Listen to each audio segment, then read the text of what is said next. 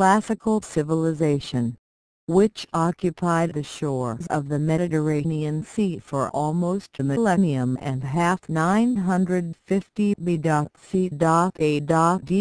550 follows the pattern of 7 stages fairly closely, with no major distortions of the process. The only significant variation arises from the shape of the Mediterranean Sea itself, and this would not have given rise to a major distortion if it had not been reinforced by the fact that the Phoenicians, who provided the original impetus toward the revival of civilization in the Mediterranean basin, came from the extreme eastern end of the sea. A glance at any map of the Mediterranean shows that it consists of 2 great basins divided by the line Calabria, Sicily to Nice. This geographic schism was strengthened in the historic period by the fact that the eastern basin became Greek-speaking while the western basin became Latin.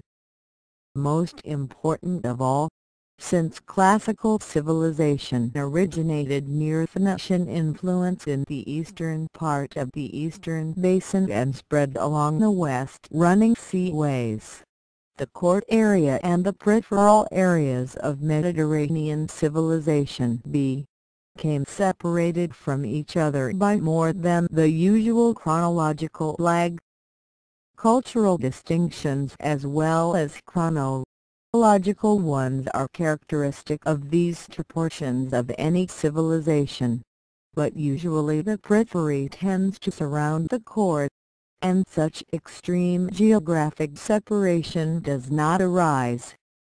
This fact was, of course, also important in Canaanite civilization, where the core was in the Levant while the universal empire arose in the west.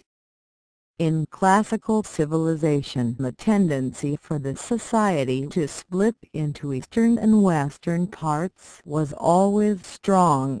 It was counterbalanced, until the society was in its final stage, by the relative superiority of water transportation over land transportation. As a consequence of this, any part of the Mediterranean shore was likely to be more closely linked with any other part than it would be, by land communications, with its own hinterlands.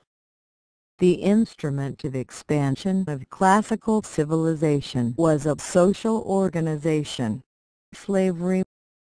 This came into existence in the period of mixture as a consequence of the invasions of the Iron Age intruders.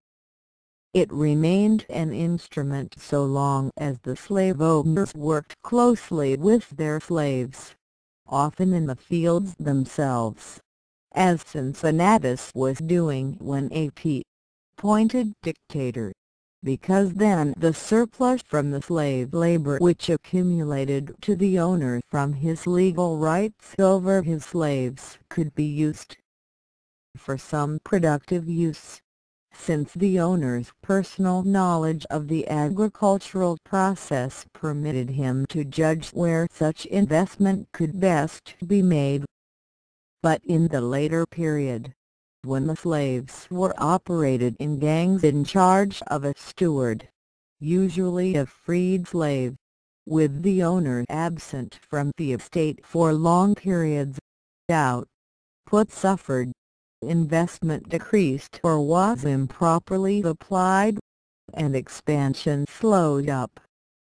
After several centuries of this, the slave system became a highly inefficient method of agricultural production, with output expressed either in terms of unit areas or in terms of labor expended, considered ably below that of neighboring farms operated by their owners on a family basis.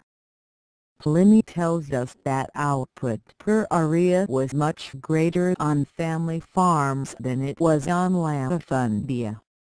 Slave owners, whose prestige, economic independence, and leisure for political activity depended on their slaves, were determined to resist any efforts to free their slaves or to divide up their estates into family-sized farms. The argument for greater production would have left them unmoved even if it had been made. Even if the landlords had obtained compensation for loss of their lands and slaves, there was no other practical way in which they could have invested their funds because of the great technological backwardness of the classical economy. This excluded redistribution of land and freeing of slaves as practical large-scale alternatives to the latifundia system, and meant that the system could not be liquidated by any voluntary method but only by confiscation and violence, as finally occurred. But before it did occur, classical civilization had been destroyed by the struggles over this issue, and especially by the vain efforts of the slave-owning group to prevent their own liquidation as a social and economic group.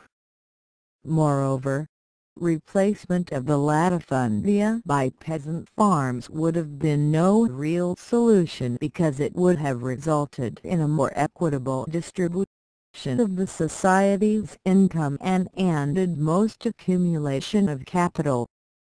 The only good solution was replacement of the slave institution by another instrument of expansion, but that meant the replacement of classical civilization by an other civilization.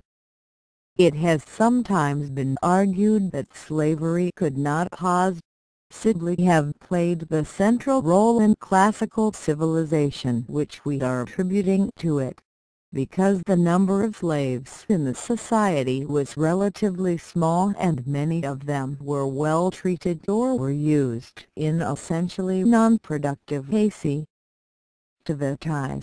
such as household tasks. These objections are quite beside the point, and are unconvincing even when they are supported by elaborate statistical studies.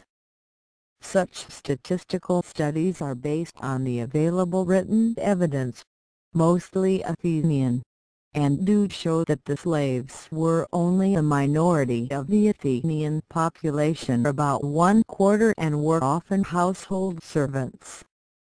Such studies overlook less specific evidence tending to show that the percentage of slaves was probably higher in many rural areas, especially in Dorian states. In Sparta, for example, the number of Helots was certainly several times the number of Spartan citizens, even in the early period, and the proportion increased in the later period as the number of Spartan citizens decreased. And in Roman Italy there is good evidence that the countryside lost much of its peasant population and increased its number of slaves during several centuries following the end of the Second Punic War 201 BC. Moreover, even if the most moderate estimates produced by the later-day apologists for classical slavery are taken as correct, this in no way would reduce the significance of slavery as the instrument of expansion of classical civilization. All that we require of such an instrument is that it be an important, or perhaps the most important, mechanism in accumulating and investing savings in the society. Such a role, I believe, cannot be withheld from classical slavery. Other organizations performed similar functions in Mediterranean civilization, as they do in all societies, but the important role played by slavery in the organizational dynamics of classical antiquity can hardly be denied.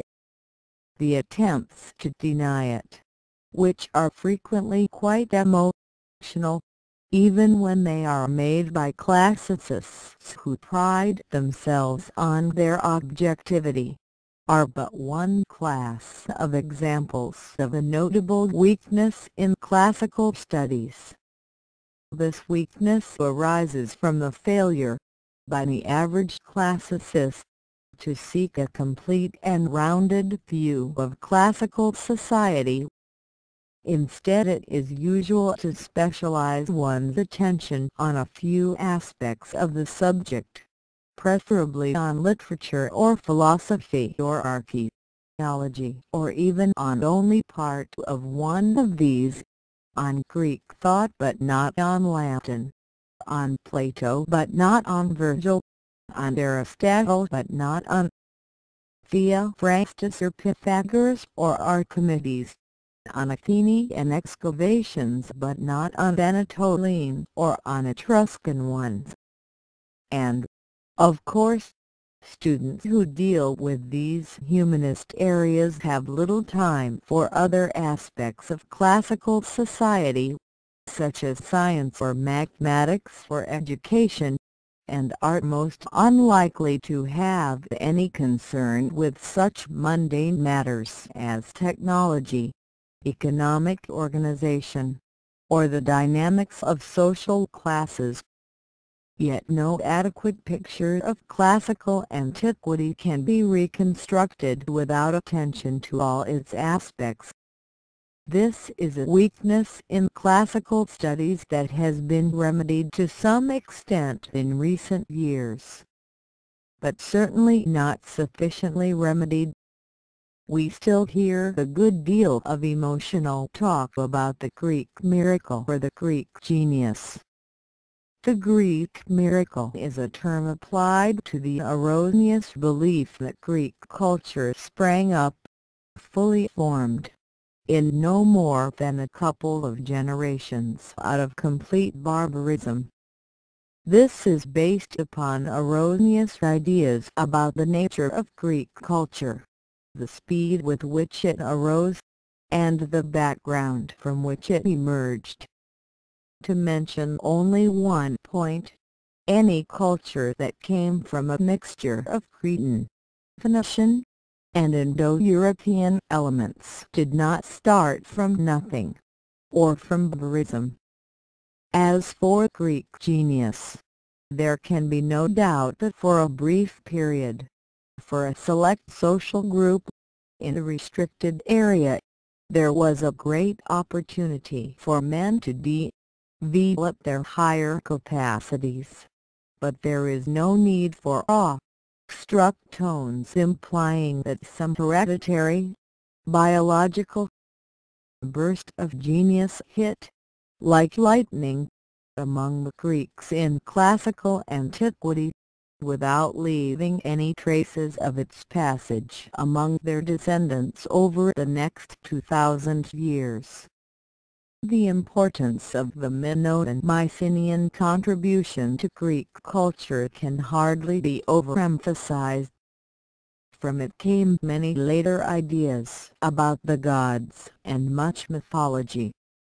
Not only did the mythology provide the materials for later Greek art and literature, but Homer, who came from this earlier world, remained the inspiration and model of the Greeks throughout their history. This is of the greatest importance. Homer was not only the earliest figure in Greek literature, he was also the latest figure in an earlier literature.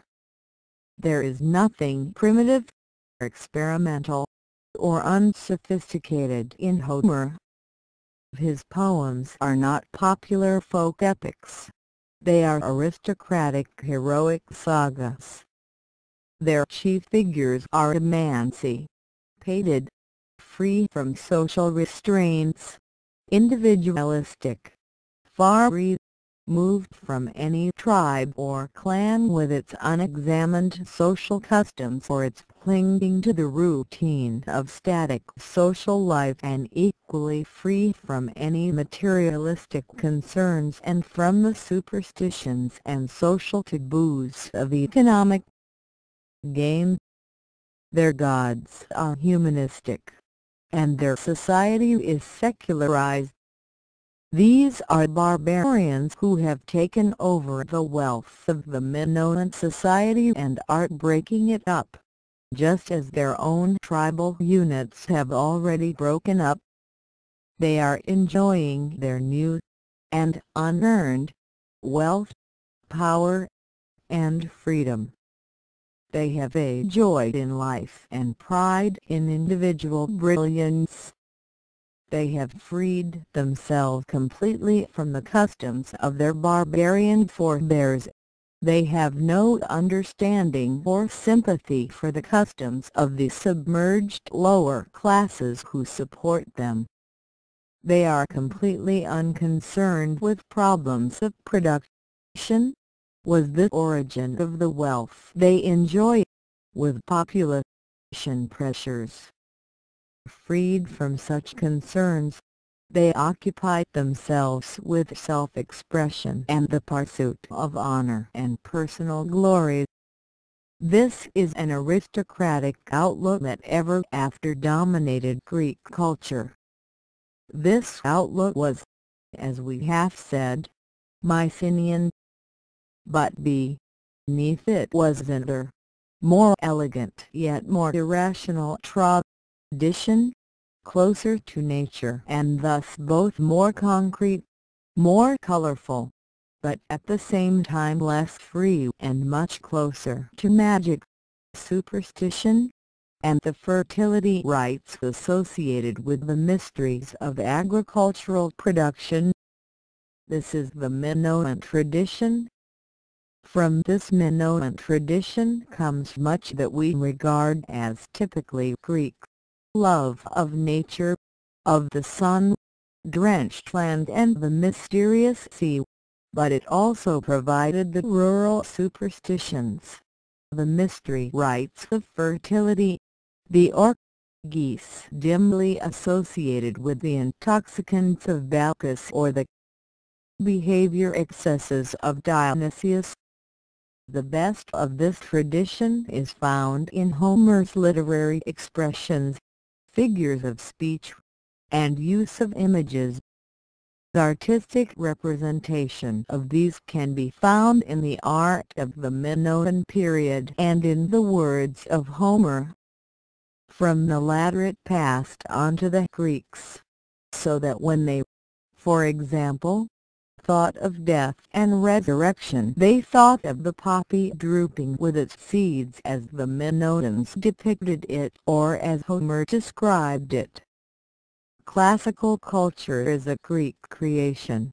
More accurately, it is an Ionian creation and became Greek largely because the culture created by the Ionians was generally accepted by the literate and cultivated classes of all Greek-speaking peoples. This can be seen in the general admiration of Homer or Plato.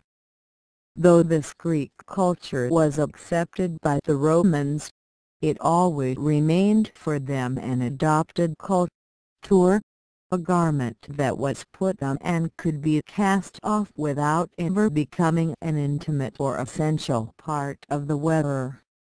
Thus the history of the culture of the Romans, for example, in religion is largely the history of how they found and adopted Greek culture.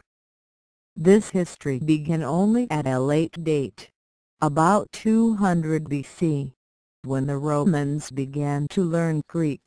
It reached its peak about 50 BC in Cicero, because Cicero fell in love with Greek culture and acquired a deep knowledge of Greek thought and the Greek language. Without it, might be added, allowing these ever to become his own nature and outlook. Roman cultural history began to decline when Cicero died in a typically Roman way. year 43 BC, and it moved downward exactly in step with the decrease in Roman knowledge of Greek culture, with their decreasing interest in its message, and, most obviously, with the decrease in knowledge of the Greek language among educated Romans. This decrease in knowledge of Greek by Latin-speaking people marked not only the decline in Roman culture, it also marked the beginnings of the split between the Latin world and the Greek world, which later appeared as a split between the Western Roman Empire, which disappeared in the 5th century, and the Eastern Roman, or Byzantine, Empire, which disappeared only in the 15th century, as well as the schism of the Christian Church into Roman and Orthodox branches that continues today. The Ionian culture that was adopted as their own by the Greek-speaking world, and put on like a garment by the Latin-speaking world, was never the culture of the whole Mediterranean basin, because it was the culture of the literate upper classes only. These were the slave-owning minority who knew how to read and write, who had leisure, and who used that leisure to read Homer, Plato, Cicero, and Virgil. The great mass of the inhabitants of the Mediterranean world did not share this culture. They were born, worked, had children, and died. This great mass included the rural inhabitants at all times, and even the majority of city dwellers at most times. In other words, the classical culture we so esteem was the culture of a small minority of city dwellers, except for a brief period of a century and a half, 480–330 BC in Athens. In this brief period it may be that the majority of the inhabitants of that city had some idea of what we call classical culture. Otherwise, in other cities generally, and in rural areas always, the masses of the people lived in a morass of ignorance and superstition that is difficult for us to imagine. To them life was an irrational chaos of conflicting powers and forces, of which the chief were a myriad of local gods and spirits. This substratum of irrationality and localism beneath the veneer of classical culture must always be kept in mind if we are to appreciate properly the great achievement of the small minority that possessed this culture, and if we are to understand how this culture was destroyed when this minor idy was crushed and finally submerged by the rising tide of militarism, pluralism, and irrationality. Classical culture was a class culture, and it was an urban culture. This was almost inevitable at a time when there was no general system of education, so that the majority was illiterate, and when all written material had to be copied by hand because of the lack of printing, so that it was too expensive for the majority to possess. Even for the minority, most information came through conversation. Classical culture was also isolated from the economic activities of everyday life, because it was an urban culture at a time when the city had no real economic function, but was completely dependent for its economic support on the agricultural activities of the rural areas. The city did not pay for its agricultural imports by industrial exports or by commercial activities as a modern city does, except in a few cases, of which the chief, once again, is Athens during the period 480–300 BC. Otherwise, as a usual thing, the city existed as an economic parasite on the country and was able to import food because of its political or legal position rather than because of its economic activities.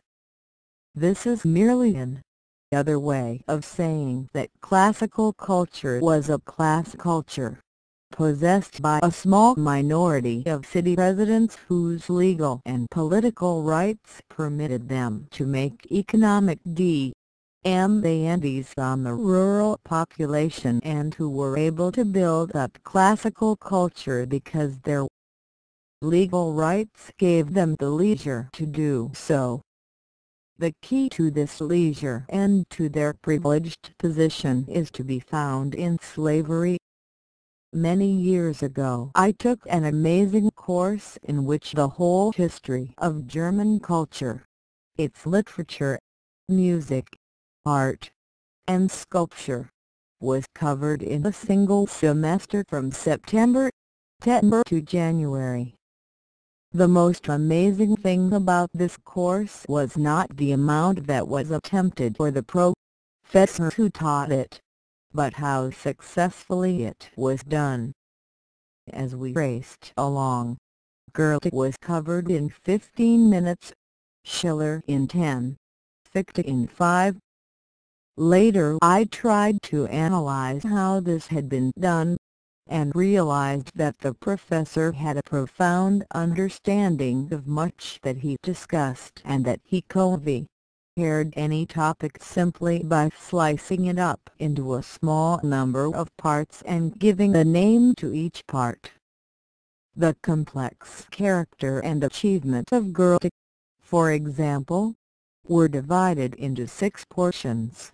Each was given the title, and, ever after, the whole of Goethe could be evoked merely by reciting 6 words. The cultural synthesis that the Ionians created and handed on to the Greeks, and that, however modified, remained very largely the culture of all of classical antiquity, is surely more complex than Goethe. But I should like to outdare even my former professor by dividing this greater complexity into only 5 parts. It seems to me that classical culture was aristocratic, it was clerical, it was urban, it was balanced, and it was mundane. One of these words will not be found in any dictionary. When I say that classical culture was clerical, I mean that it was lucid, clear, rational, in some ways like the Mediterranean sunlight infusing the atmosphere to an astounding clarity. When we say that classical culture was aristocratic, we mean much more than that it was the possession of an upper-class minority.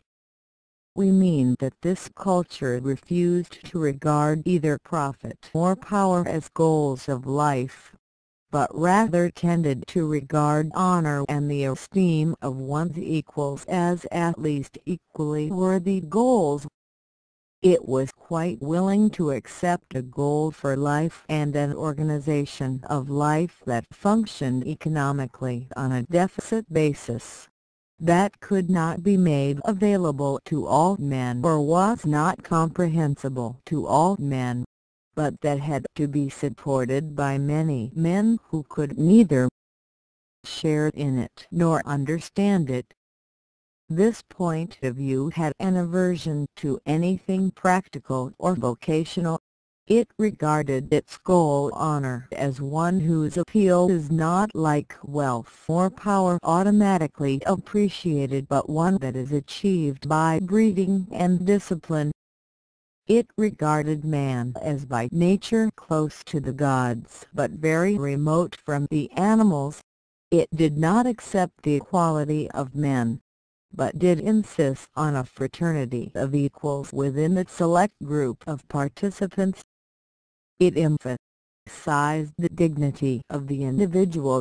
at first only the individual within the chosen group, but later, as democratic influences spread, it tended to grant equality and individual dignity to all, not by bringing the outlook of ordinary men into the select group, but rather by spreading the outlook of the select group outward to ordinary men. To do this it was necessary, while allowing the select group to grow constantly larger, to continue to emphasize the superiority of the members of the group over outsiders. At first the group consisted only of those of noble birth, later it was the citizens of the city-state.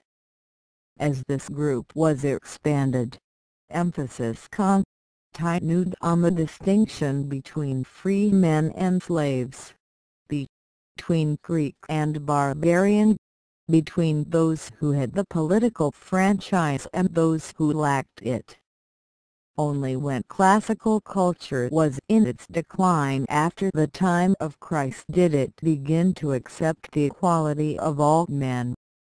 Even then it insisted that all men had human dignity, had a kind of divinity, and were worthy of respect.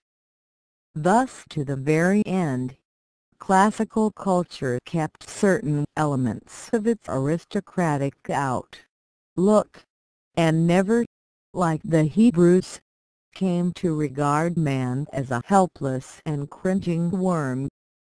One last characteristic of an aristocratic outlook that classical culture maintained to the end was its belief in social retrogression rather than in social progress, and its conviction that the Golden Age was to be found in the past rather than in the future. This gave the culture an underlying pessimism redeemed by the fact that man's fate, however hopeless, must be borne with dignity. This belief in the past Golden Age and the refusal to accept the idea of progress is to be found in Homer and Hesiod in a most explicit fashion, and undoubtedly is the result of some dim social memory of the Cretan civilization or of Mycenaean culture. In saying that classical culture was cleared, we mean that it possessed the qualities of rationality, lucidity, and clarity. This culture sought explanations rather than sensations. These explanations were regarded as satisfactory if they led to some concept that could be grasped by man's conscious mind. Thus, for example, the immortality of the gods was explained on the grounds that gods ate a special food, ambrosia, that would also give immortality to men, if they could obtain it.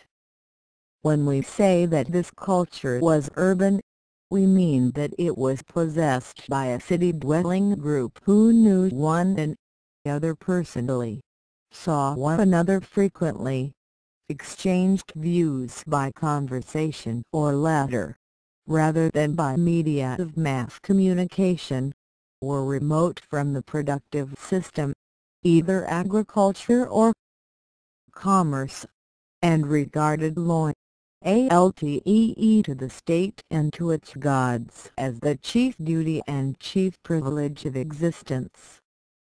When we say that this culture was balanced, we mean that it held the golden mean in high esteem, that it regarded excess or extremes with distaste and felt that such excess could lead only to disaster and to retribution.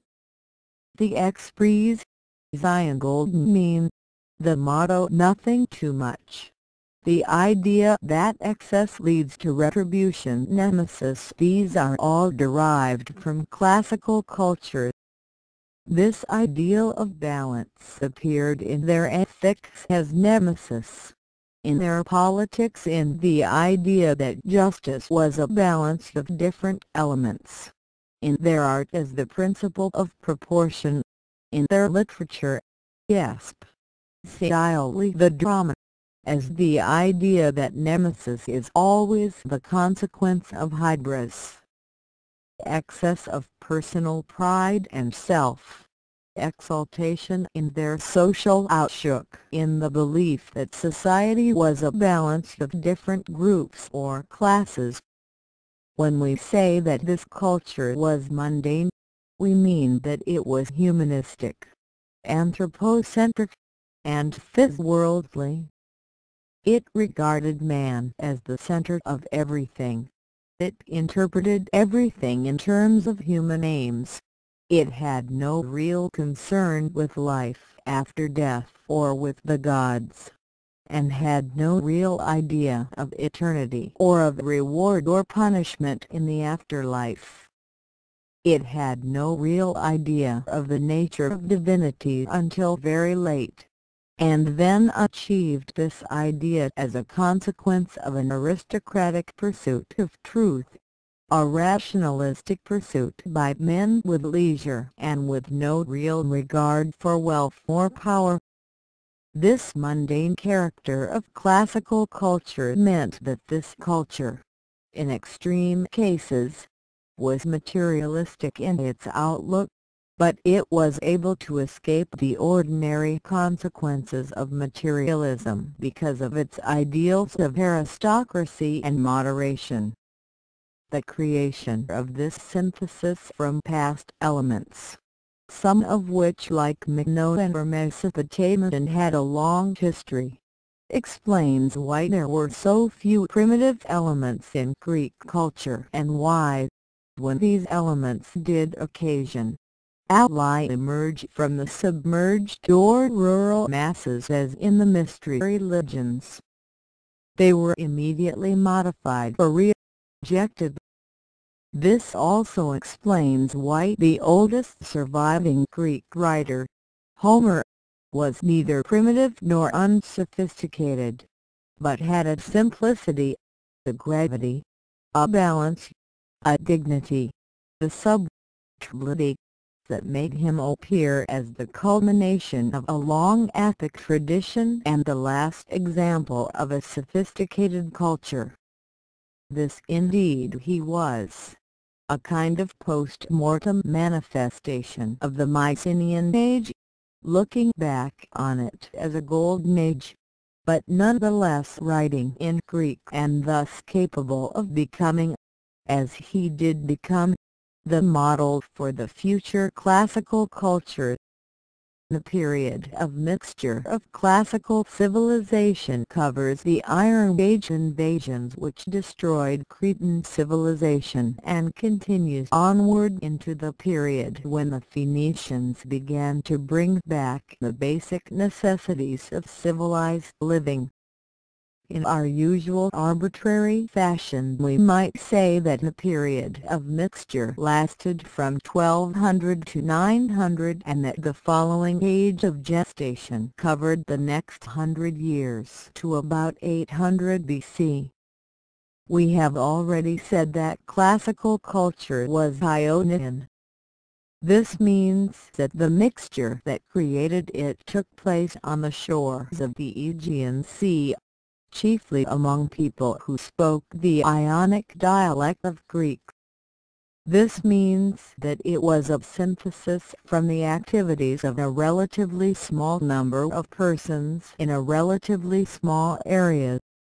It also means, as is generally true when one civilization descends from a predecessor, that the peripheral area of Cretan civilization became the core area of classical civilization. The elements that mixed to form classical society were at least 4, 1 Minoan, 2 Indo-European, 3 Mesopotamian, and 4 Semitic. None of these, except perhaps the last, was of direct influence. The others were indirect, filtered through intermediaries. The Minoan influence came through the Mycenaean age, that is, in the Greek language, and with heroic and warlike elements replacing the feminist and pacifist elements of Minoan. The Indo-European was also diluted by coming through the Mycenaean age rather than as the direct influence of a warrior people such as we find in the Dorian Greeks. This means that the rationalist and individualist tendencies found in the Indo-Europeans were intensified by the weakening of the social and tribal beliefs usual among a more primitive people. This influence was passed on to the Greeks, largely through Homer. The Mesopotamian contribution came across Anatolia where it picked up all kinds of dark superstitions and irrational rites as well as through the Phoenicians. The Semitic influence also came by way of the Phoenicians, which means that it came through a practical, hard-headed, unimaginative, and business-like people. It would be a difficult task to enumerate what Greek culture owed to each of these four. It would also be misleading, because the Ionians took each element, modified it, and merged it into a new synthesis. From the Mesopotamians came much science and astronomy, weights and measures such as the 12-hour day and night, and the use of 64 fractional parts and considerable technology. From the Indo-European came many pastoral elements, including the religious dominance of a sky god Dias equals Zeus equals Zeus, the patriarchal and masculine-dominated social SYS.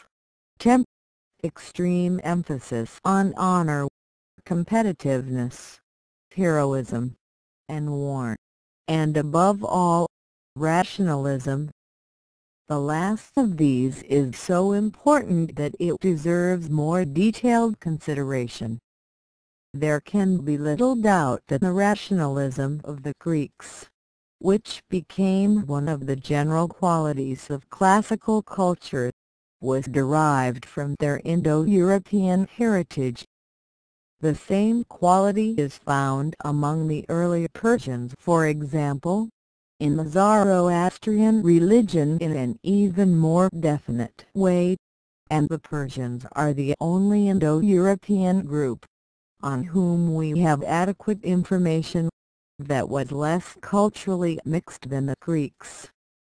Of the other Indo-European groups, the Minoan were more purely Indo-European, but we know very little about them. The Hittites and Aryans were subjected to great cultural mixture, and we have inadequate information on them. The early Romans were much less clearly Indo-European than the Greeks, were much less rational, and our information is much less satisfactory. The correlation, so far as our knowledge goes, between degree of Indo-European influence in a culture and the rationalism in the culture seems fairly close. We may concede, then, that Greek rationalism was Indo-European in origin, but this does not explain why the Indo-Europeans had this tendency. A somewhat similar inclination is to be found among the Semites, and their to its degree seems to be correlated with the degree of purity of the Semite culture. The closer any Semite people were to their original flatland pastoralism, the more pronounced the degree of rationalism in their culture.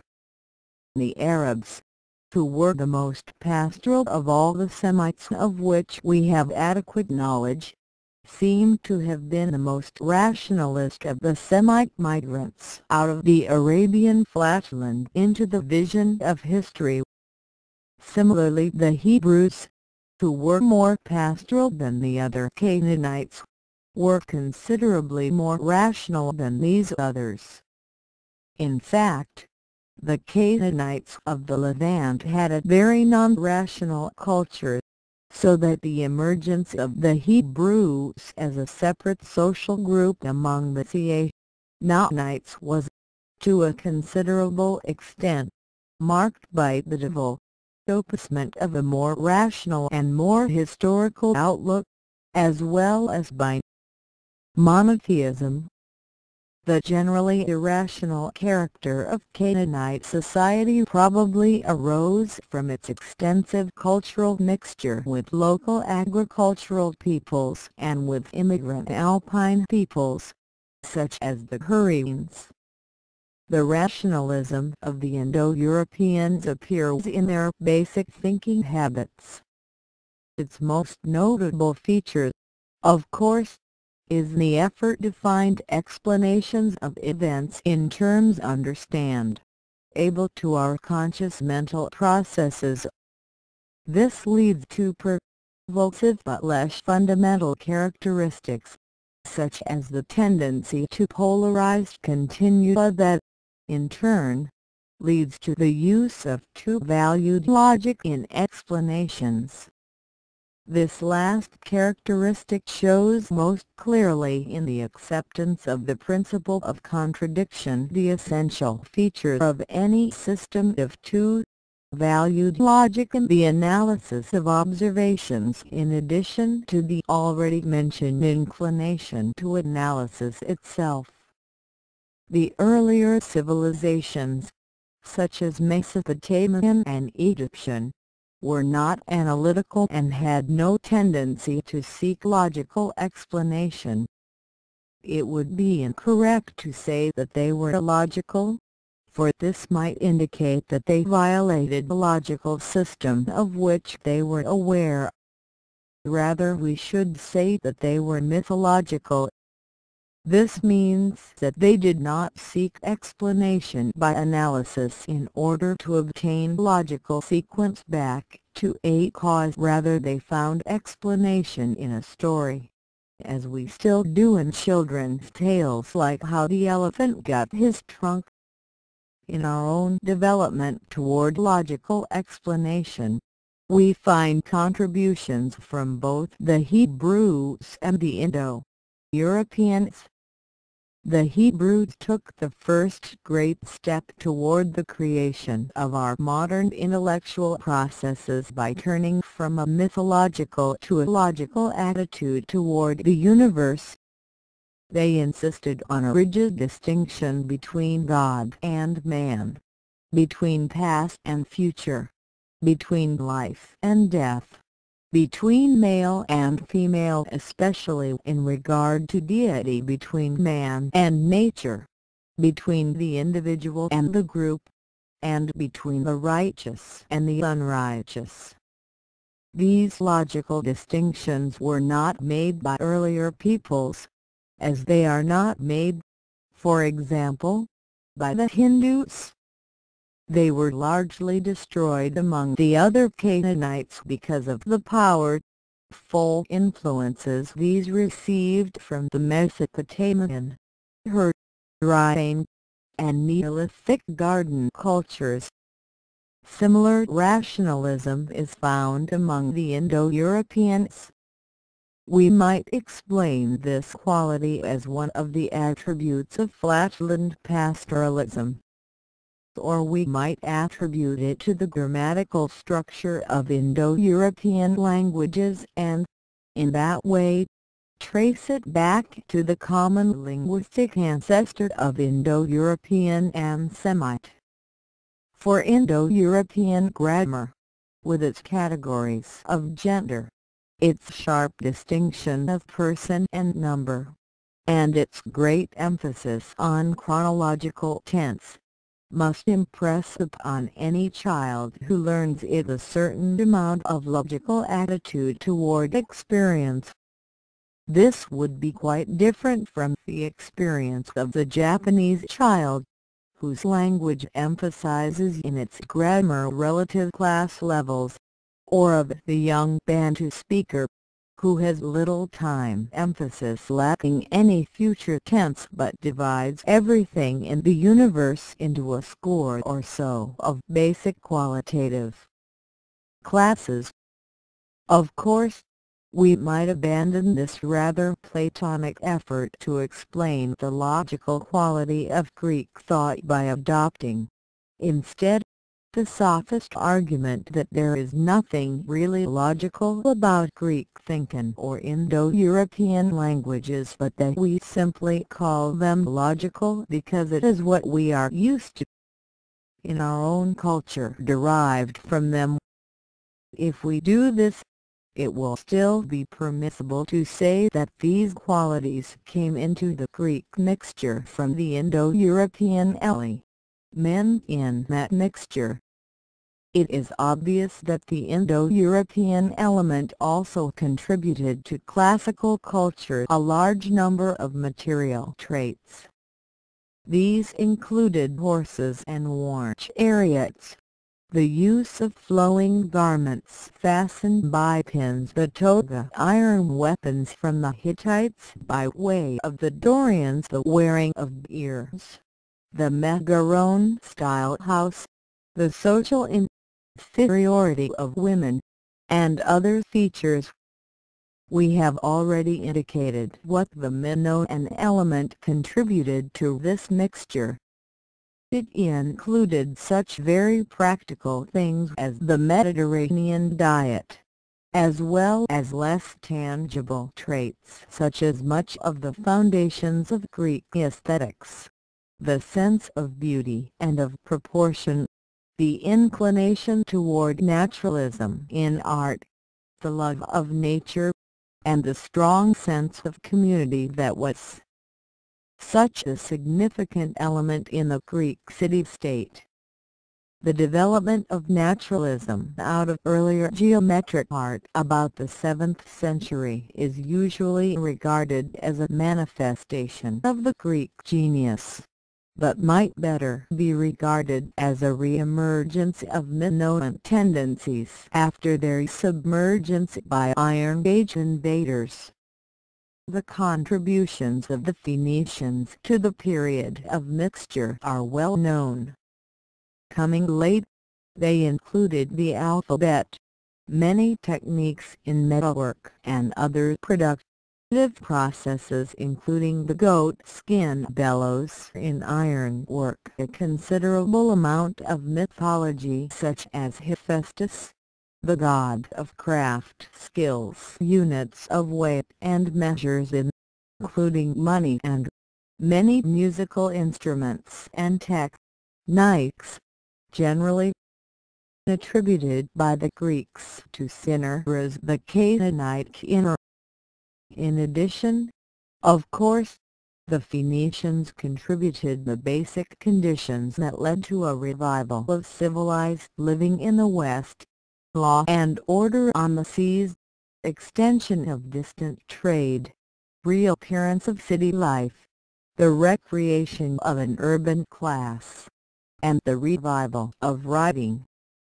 On these foundations ancient society was able to rear a new civilization because it had an instrument of expansion. This instrument was slavery. Slavery arose originally from the Indo-European conquest of the archaic peoples of the Mediterranean basin.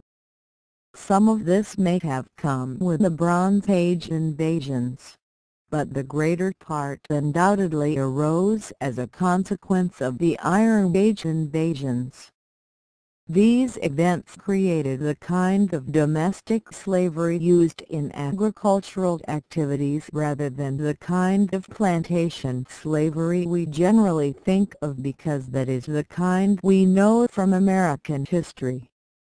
This means that each family, except for the very greatest, had no more than a few or several slaves, and that these lived with their owners' families under conditions of close personal relationships. In many cases the owner worked directly in the fields with his slaves, and he always supervised them. between intervals of military campaigns.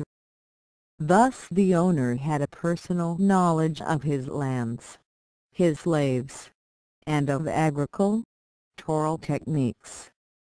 If improvement in the use of these was needed, he was in a good position to know it. Moreover, he had an incentive to make such improvements, since any increased agricultural output would accrue to him. And, finally, he was in a position to mobilize capital to make such improvements, because he had the legal right and power to retain for his own use part of the output of each of his slaves. The slave owner, especially in the earliest period, had very local interests, and the society in which he lived consisted very largely of small, almost self-sufficient economic units, largely agrarian in their activities. The earliest types of expansion were also local and agricultural, such things as clearing of wastelands for new fields, provision of a more adequate water supply, draining of swampy areas, the building of defensive stockades on neighboring hilltops, and terracing. The best known of such ancient works were the draining of Lake Copais in Boeotia and the many funiculi of Etruscan Italy. The accumulation of surpluses of the ordinary necessities of life in the control of slave owners also contributed to expansion by creating the demand for luxury goods of remote origin. This demand, met by the activities of the Phoenicians, led to the beginnings of commerce and later to the rise of towns. At least 3 times in history a society organized in small self-sufficient agricultural units has shifted to an urbanized commercial society by the growth of a demand for luxury goods of remote origin because of the accumulation of surpluses of necessities of local origin within the self-sufficient agrarian units. This occurred about 4000 BC in Western Asia. It occurred after 900 BC in Classical Antiquity, and it occurred after AD 1000 in Western civilization. Without a little thought on the subject, we might be tempted to believe that a tradeless society consisting of self-sufficient agricultural units would begin to develop trade by the growth of local trade in necessities. But history and logic demonstrate quite clearly that was the earliest commerce to appear in. A tradeless society is in luxury goods of remote origin. There would be no possibility of any local trade in necessities among units that were self-sufficient in necessities. Only later, when remote trade in luxuries has given rise to urban concentration of commercial people who lack necessities, does such local trade develop. The growth of such commerce became a principal manifestation of expansion in Mediterranean civilization, and was clearly established before 800 BC. It was preceded and then accompanied by an intensification of agricultural practices. Both of these required the accumulation of capital, based on slavery, to which we have referred. The agricultural expansion was originally a shift toward growing phases on crops, with decreasing emphasis on pastoral activities. The proportions of cattle, sheep, even horses and all other livestock except goats were reduced. Grazing areas were turned into crops. Lands held in common became individually owned. There was a growing pressure on the land, and land ownership became increasingly inequitable. This economic inequality helped accumulation of capital but gave rise to explosive social and political pressures such as those described in the earliest periods of Greek or Roman history. They were relieved, thanks to men like Solon, by diverting both manpower and capital into commerce and city building. These provided full-scale expansion. Full-scale expansion, by diverting political and social pressures into peaceful and constructive directions, reduced social conflicts and warfare. It was manifested in the usual four ways, as growth of population, accelerated production, geographic expansion, and increased knowledge. These all occurred in the eastern Mediterranean at least a century before they appeared in the western Mediterranean, so that it is convenient to give slightly different dates for this period in the east and the west. We might say that the age of expansion in the eastern Mediterranean was from about 850 BC to about 450. While in the western basin it was about 700 to 250 BC. The growth of population and of production in the classical age of expansion is beyond dispute. Much of it appeared as the growth of cities in both numbers and size and in the growing specialization made possible by increasing commerce. As Greek colonies were established in grain-growing regions, such as the Black Sea shores or in Sicily, these newer areas began to ship back grain and metal ores to Greece itself, seeking as payment olive oil, wine, and metal products. Of these three Greek exports, two were liquids, a fact giving rise to a demand for pottery containers that could hardly be met by Greek craftsmen. Thus vigorous crafts activities in ceramics and in metals, particularly arms, appeared in the Greek commercial cities. At the same time the shift in agricultural activities from food grains to wool, wine, and oil increased the tendency toward large estates, since these could be produced more effectively on larger than on smaller holdings. This trend toward larger land units continued into the following two stages: the ages of conflict and of universal empire.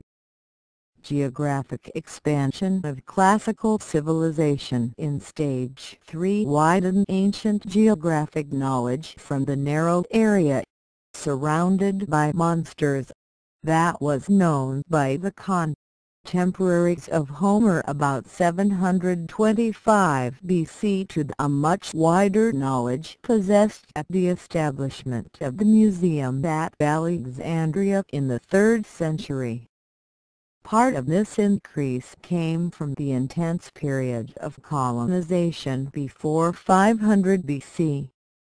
This was carried on by the Phoenicians as well as by the Greeks.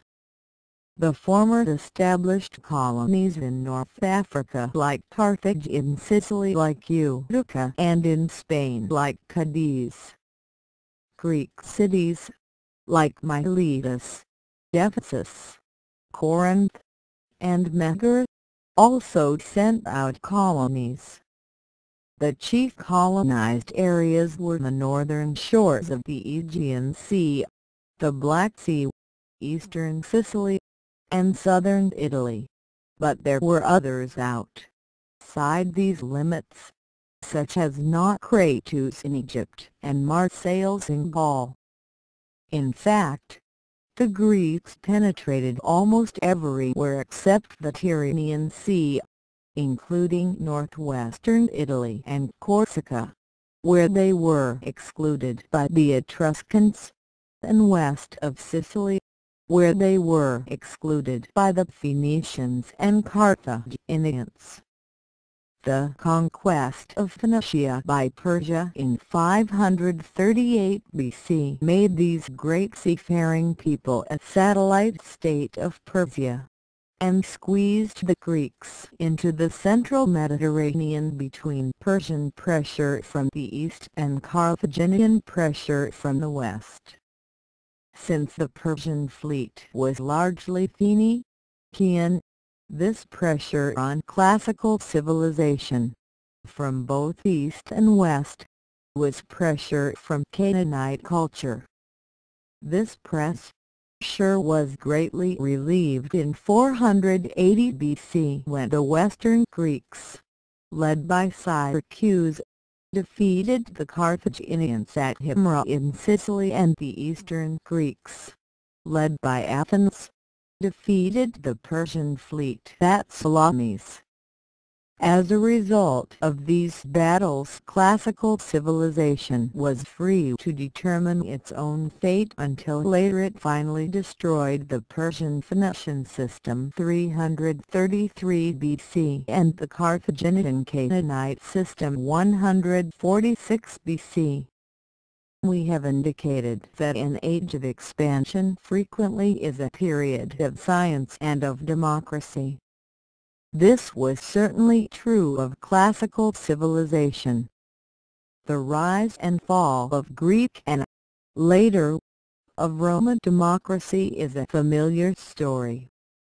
Science, on the other hand, had two peaks, both in the Greek period and in no way associated with the shape of the Mediterranean basin or the relationship between core and peripheral areas. These two peaks are generally known as Ionian science, from about 600 BC to about 400 BC, and Hellenistic science, from about 350 to 150 BC. A link between the two was provided by Aristotle's Lyceum. Any age of expansion has strong trends toward rationalism because of the need to make decisions between alternative actions in the period when status is being disrupted and social activism is prevalent because of expansion.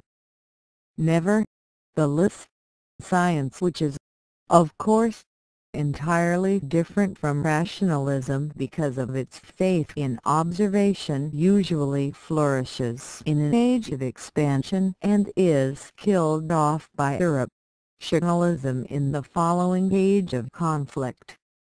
In classical antiquity this pattern was not followed. There, rationalism was very strong in the age of expansion and began to attack science while this period was still in progress.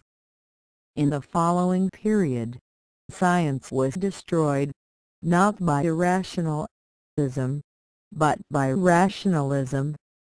The reason for this aberration in the pattern lies in the fact that in classical antiquity rationalism became allied with oligarchy and shared in its victory over both science and democracy.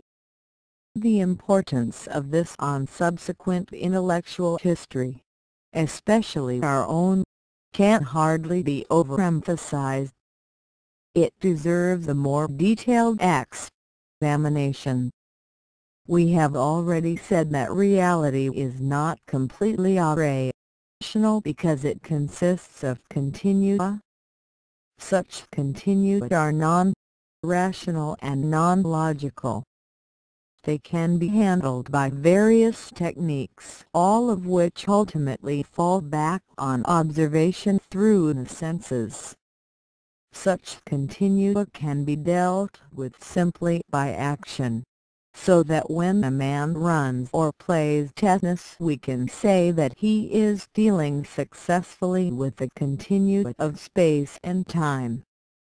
Such activity is based on the use of the senses, observation plus unconscious neurological mental processes. These unconscious mental processes are, of course, non-rational, although not always irrational, and non-logical. Or, in the second case, we can deal with such contingua rationally and logically by dividing them, as we did with the rainbow, by arbitrary and imaginary divisions into gammas to which we attach rational labels.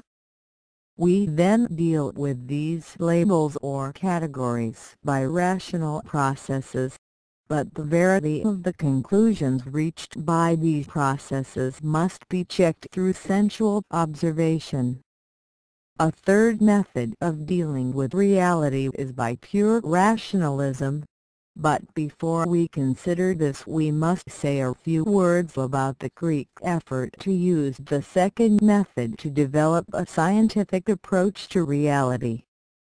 It is generally recognized that science, as we understand it, was born, but never fully developed, among the Greeks. It began to develop among the Ionians about 600 BC with the work of men like Thales of Miletus ca. 6-454-7. About a century later, the optimistic beliefs of the Ionian scientists began to be challenged by a number of thinkers who argued that reality was much more complex than was believed and that its nature varied with the point of view of the observer, so that, for example, what seems warm to one observer seems cool to a different observer, or even to the same observer at a different time, so that we cannot say what is really warm or cool. The chief figure in this development of profound doubt was Heraclitus of Ephesus.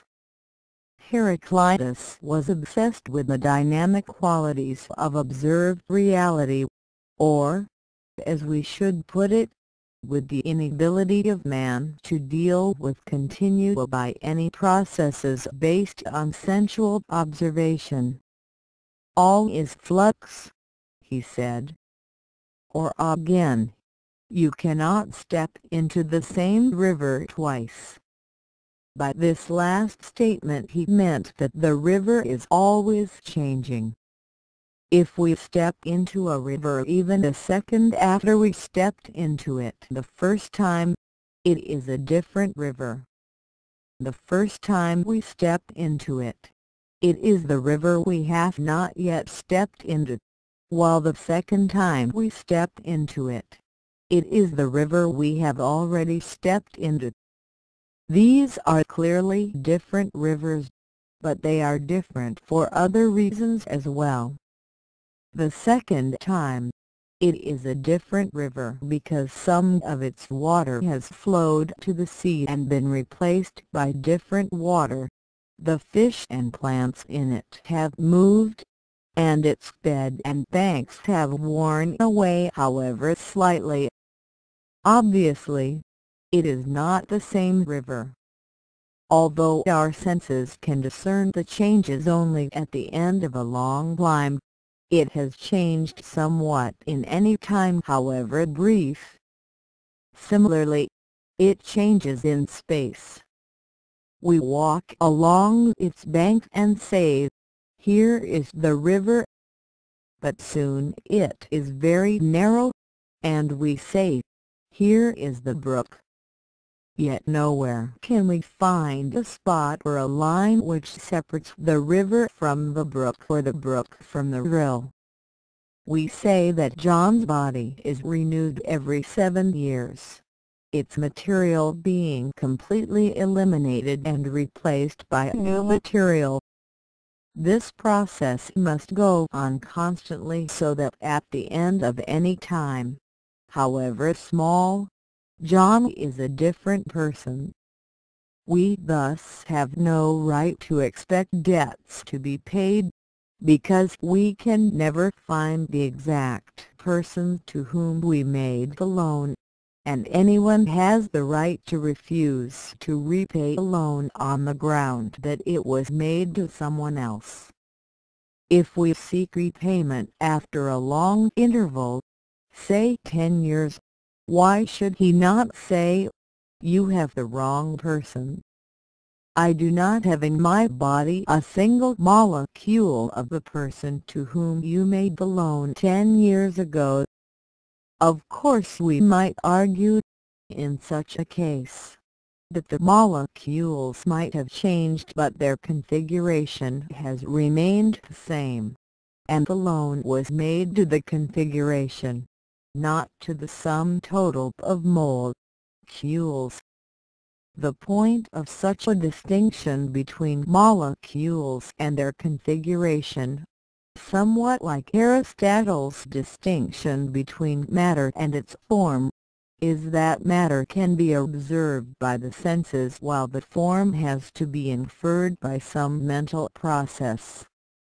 According to these Greek non-scientific thinkers of the 5th century BC, we can say nothing true or know nothing certain about the physical world of appearances.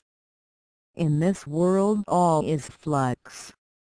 But behind this material world there must be some non-material unchanging reality that can be found by rational thought. According to her, Heraclitus, this reality behind appearances must be logos, the pattern of logical rationality.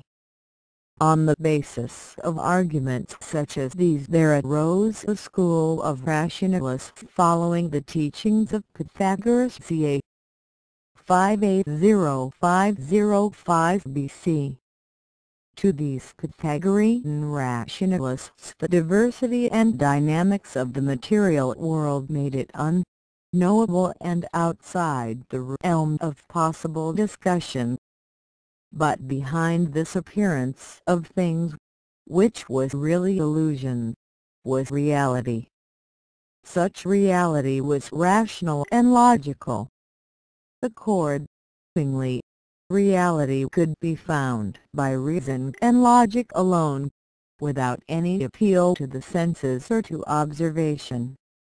In fact, such an appeal to observation would merely distract the person from the unchanging, knowable unity of rational reality to the constantly changing, unknowable illusion of appearances.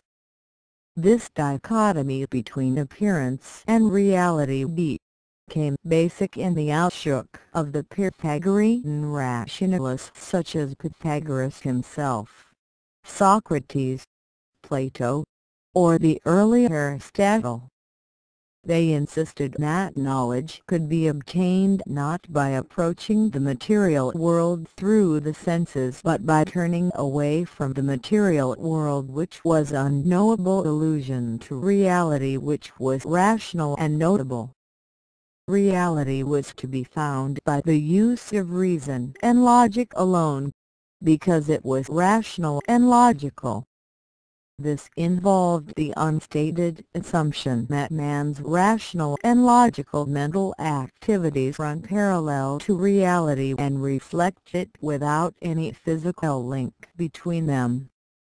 According to the Pythagorean rationalists, a rational and logical reality behind the world of appearances and found by the use of reason and logic without observation was the eternal, rational, and unified field of mathematics.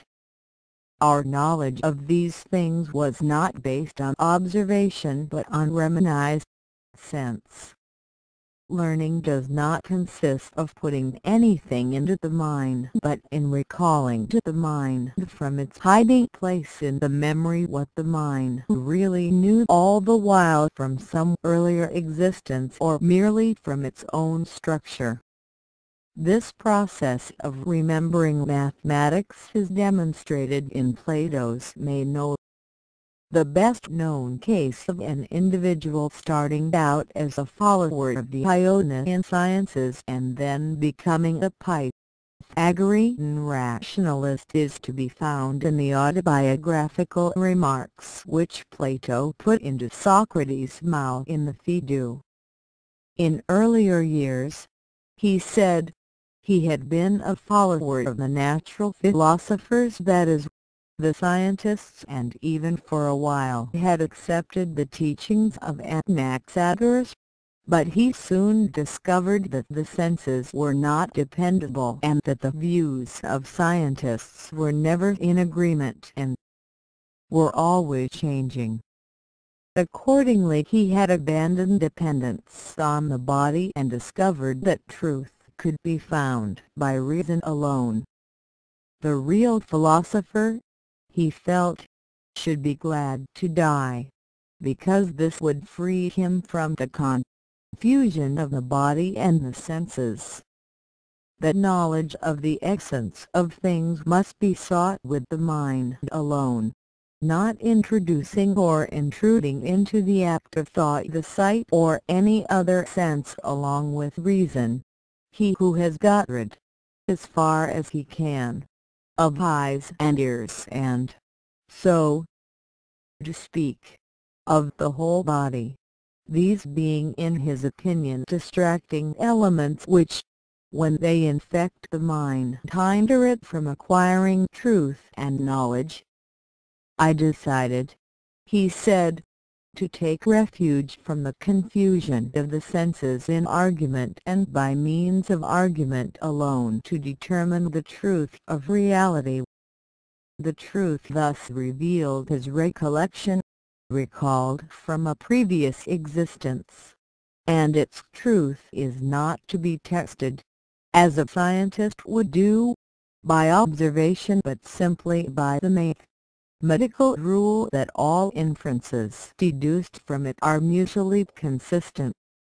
We have already mentioned that these Pythagorean ideas held and propagated by Socrates, Plato, Xenophon, and others were not tenable because long before, while Pythagoras was yet alive, one of his disciples had used the master's own Pythagorean theorem to prove that space was irrational because it was a continuum.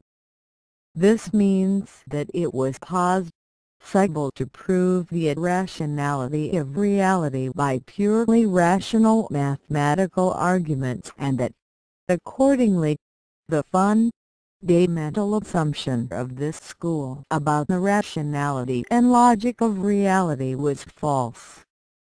Such a discovery should have led any honest seekers after truth to abandon this fundamental assumption about reality and to fall back on some other assumption, such as the scientists' assumption that the senses do give us information about reality.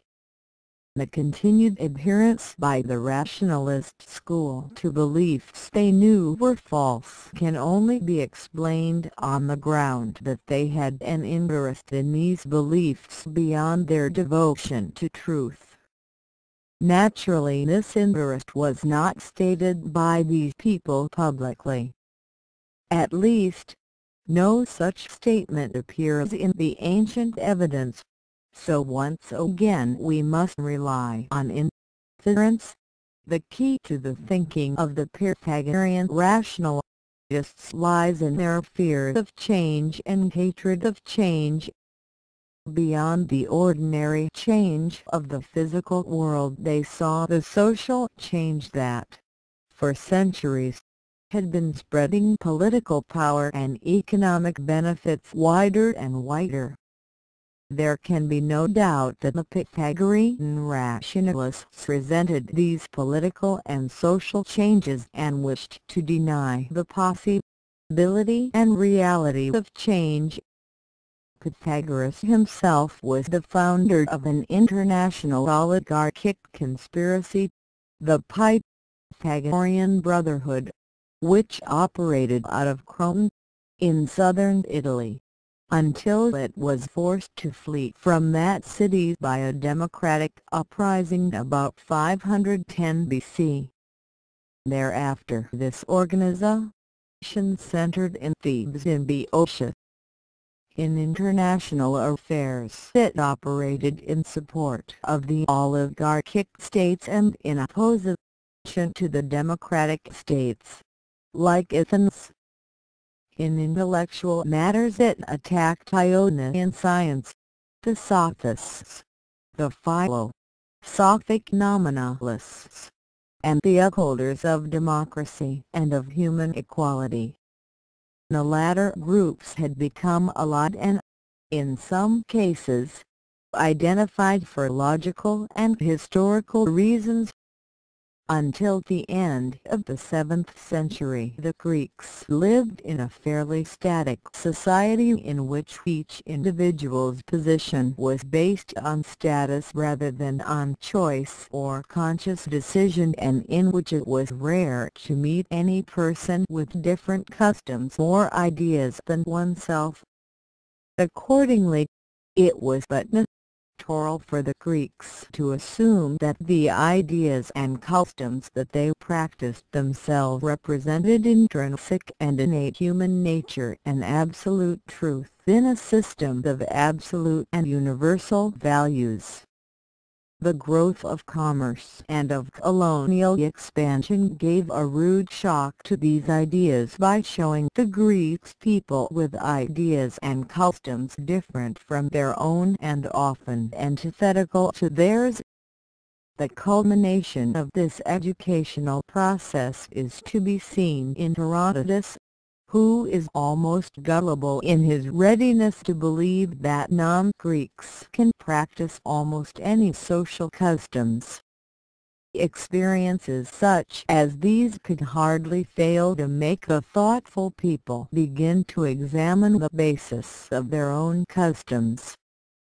Can customs be based on essential human nature when different peoples act so differently?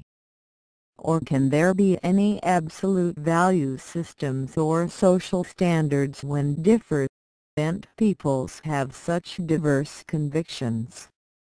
From these discussions there emerged, by the 5th century, two quite opposed points of view. On the one hand, the conservatives insisted that there was an absolute system of values and social behavior, and that in this system the customary Greek behavior was the natural inborn behavior of those beings who were fully human. Any persons who acted or thought otherwise were at a lower level of this same absolute standard, because their natures were not fully human. These conservatives saw the universe of living beings as a kind of hierarchy in which animals acted like animals, barbarians acted like barbarians, Greeks acted like men, and demigods acted like demigods, each according to its real nature. From this point of view developed two powerful theories that are still with us today. That all differences between kinds of objects are real, eternal, and objective distinctions, and 2. That all differences between men are equally real, unchangeable, and objective, the result of biological, that is hereditary differences. The first of these theories led, most obviously, to the corollary that species distinctions are real, or, as the philosophers put it, universals are real. This is known as philosophic realism. The second, closely related theory, led to the belief that human personality is identical with human nature, each being based on the individual's biologic heredity, and that, accordingly, social distinctions such as those between noble and worker or between free man and slave are based on real differences rooted in nature. The point of view opposed to this absolute thinking was more relativist. It regarded differences in social customs as merely conventional differences, indicating no real difference between barbarians and Greeks, between nobles and workers, or between free men and slaves. The external differences between these were merely accidental occurrences, resulting from different environment or upbringing, and signifying no really fundamental differences between the basic natures of the persons concerned. The customs of tribes or the positions of individuals were mere conventions, arising from history, and were thus capable of change in the future as they had changed in the past. In this point of view there was a distinction between nature and personality, the former being presumably the same for all men, while the latter was different merely because each person's history was different. Distinctions were not based on nature but on convention. Moreover, if Heraclitus was correct about the dynamic nature of all the universe, then no distinctions between kinds of things were real, but were all equally conventional, drawn by the local consensus and indicated by verbal differences. This point of view led to philosophic nominalism and social, if not ethical, relativism. The chief distinction between noble and worker or between freeman and slave is not any absolute or real distinction but only a verbal distinction based, at most, on superficial and conventional distinctions such as exist between all individuals. For reasons that should be evident, the absolute point of view based on philosophic realism had considerable appeal to the conservatives and the defenders of oligarchy. It denied the possibility of real change and justified the existing social and economic inequalities as being based on real, eternal distinctions. Furthermore, by insisting on the reality of group differences it reduced the appeal of individualism and justified the domination of the group over the individual. Parallel reasons made the nominalist and relativist point of view appealing to the egalitarian, individualistic progressives. Nominalism, which recognized the existence of individuals, denied the real existence of groups and thus denied that economic and social inequalities were anything more than accidental and changeable features. This point of view justified individualism as the only reality, insisting that groups or universals were merely conventional collections of individuals to which a common name was given. Such a name was arbitrary and temporary, capable of change and even of complete reversal, so that, for example, slavery could be called freedom and tyranny could be called justice, if men merely agreed on the convention to do so. Thus the sophist Hippias, according to Plato, questioned the reality of the group, the state, by saying, "I believe all of you are kinsmen, friends, and fellow citizens, not by law but by nature. For by nature like is akin to like, but law is the tyrant of mankind and often makes us do many things which are against nature." And again the sophist Lycophron questioned class distinctions with the statement, "The superiority of noble birth is imaginary, and its prerogatives are based merely upon the word." The real existence of a slavish nature in conventional slaves was challenged by thinkers like Paul Simon who said, "God made all men free, no man is a slave by nature," and Euripides who wrote, "The name alone brings shame upon a slave, who can be excellent in every way, and truly equal to the free-born man." Another sophist, Antiphon, questioned the real distinction between Greek and non-Greek, saying, "As to our natural gifts, we are all equal, whether we be Greeks or barbarians." According to Plato, Thrasymachus, the sophist, upheld the conventional, arbitrary, and nominalist character of justice by saying that this was merely a word which we apply to whatever the strong impose on the weak. The nominalist outlook of the sophists was congenial and acceptable to the Ionian scientists, to the Democrats, and to most progressive and reforming persons. In many instances, such as at Anaxagoras, these popular roles were combined in one person.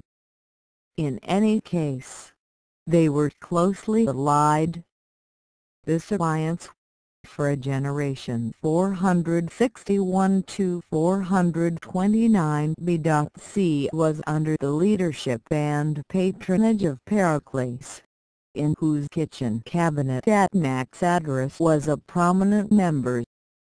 The period of expansion continued until the middle of the 3rd century BC in the western half of classical antiquity, but ended 2 centuries earlier in the eastern half. We can fix these dates with a good deal of confidence, but the mechanism that caused the change is considerably clearer in one case than it is in the other. The dubious instance is the earlier one, in the mid-5th century in the Greek-speaking world. In this earlier case we can see quite clearly that there was a change from a period of expansion to a period of conflict. Before 450 BC the four usual kinds of expansion in production, population, geographic extent, and knowledge are evident, but after that date they are much less so. On the other hand, 3 of the 4 characteristics of an age of conflict: decreasing rate of economic expansion, increasing class conflicts, imperialist wars, irrationality, seem to be increasingly evident after 450 BC.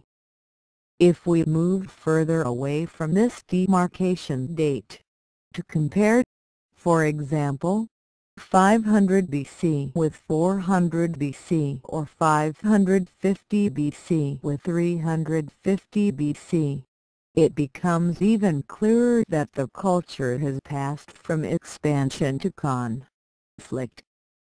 To be sure there are difficulties, but in some cases, at least, these can be explained away. We must remember that the point at which a civilization or an area in a civilization turns from stage 3 to stage 4 is the point at which the rate of expansion ceases to rise and begins to decline.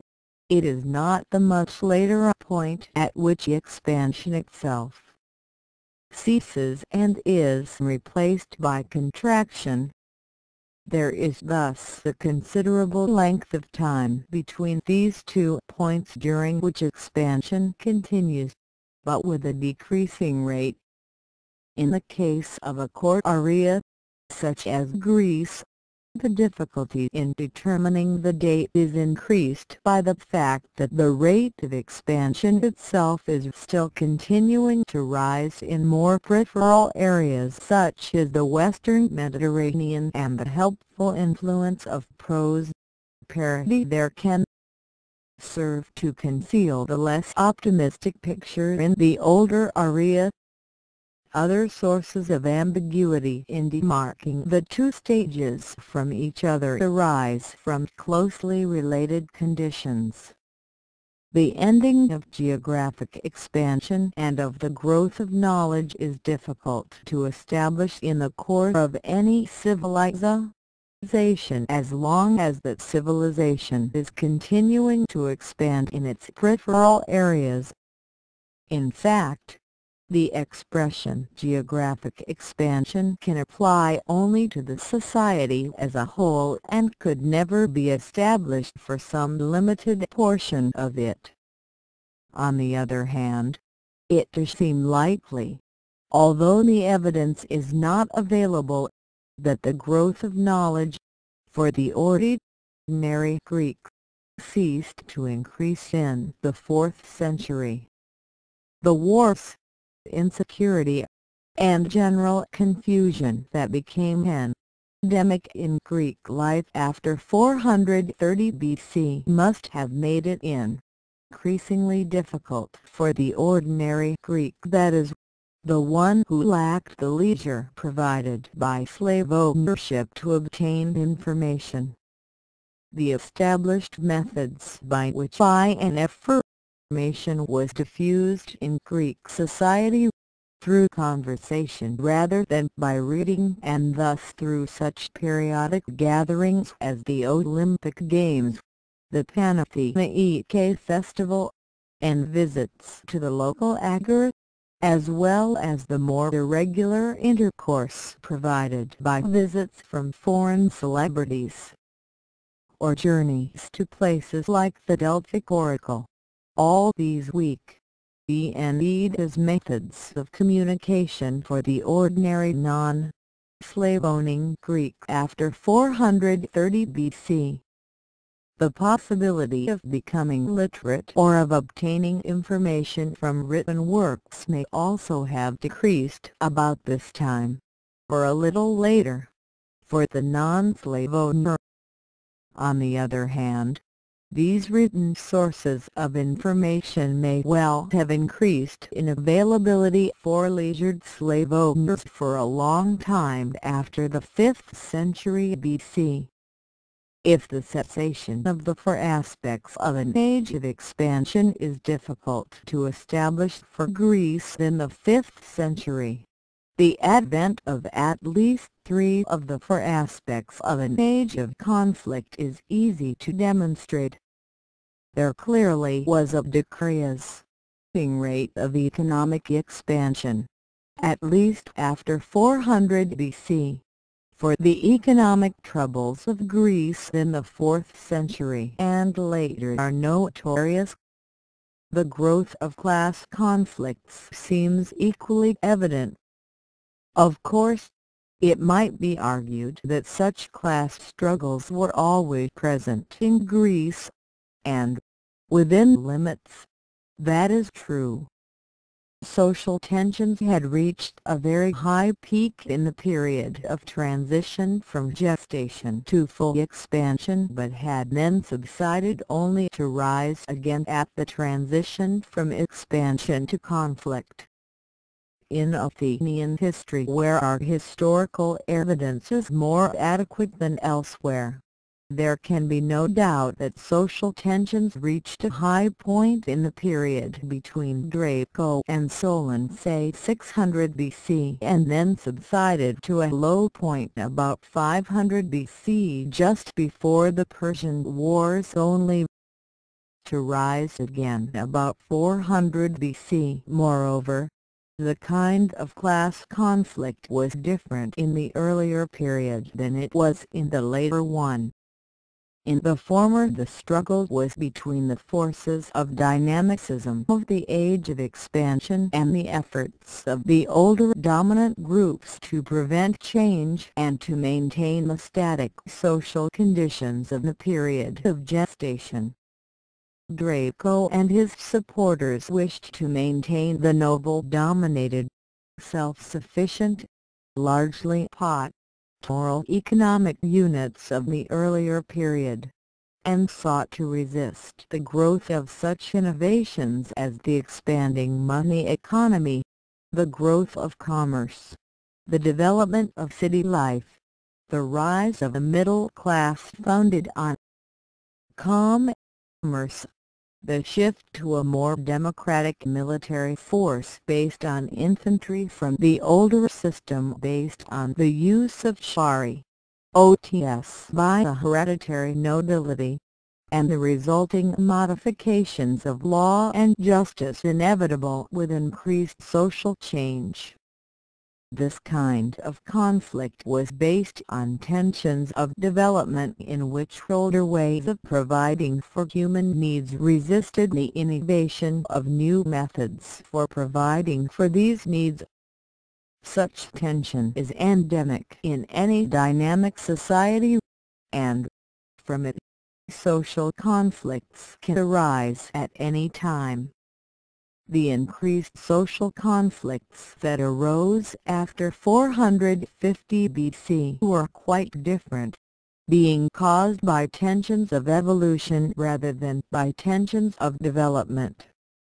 They did not arise from resistance to change, and even less from unsuccessful resistance to change, but from growing desperation because expansion was slowing up. Of even greater significance, perhaps, is the fact that in this newer evolutionary crisis the victory was falling more and more to the groups who hated change.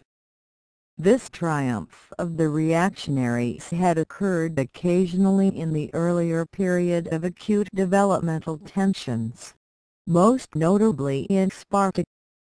There the legislation associated with the name of Lycurgus had stopped the development from an agrarian to a commercial economy and had retained local control of political and social life in the hands of the noble landlord class at the price of a renunciation of all commercial expansion. But this local reaction had been overcome in the Greek world as a whole by increased expansion elsewhere, as in Corinth or Athens.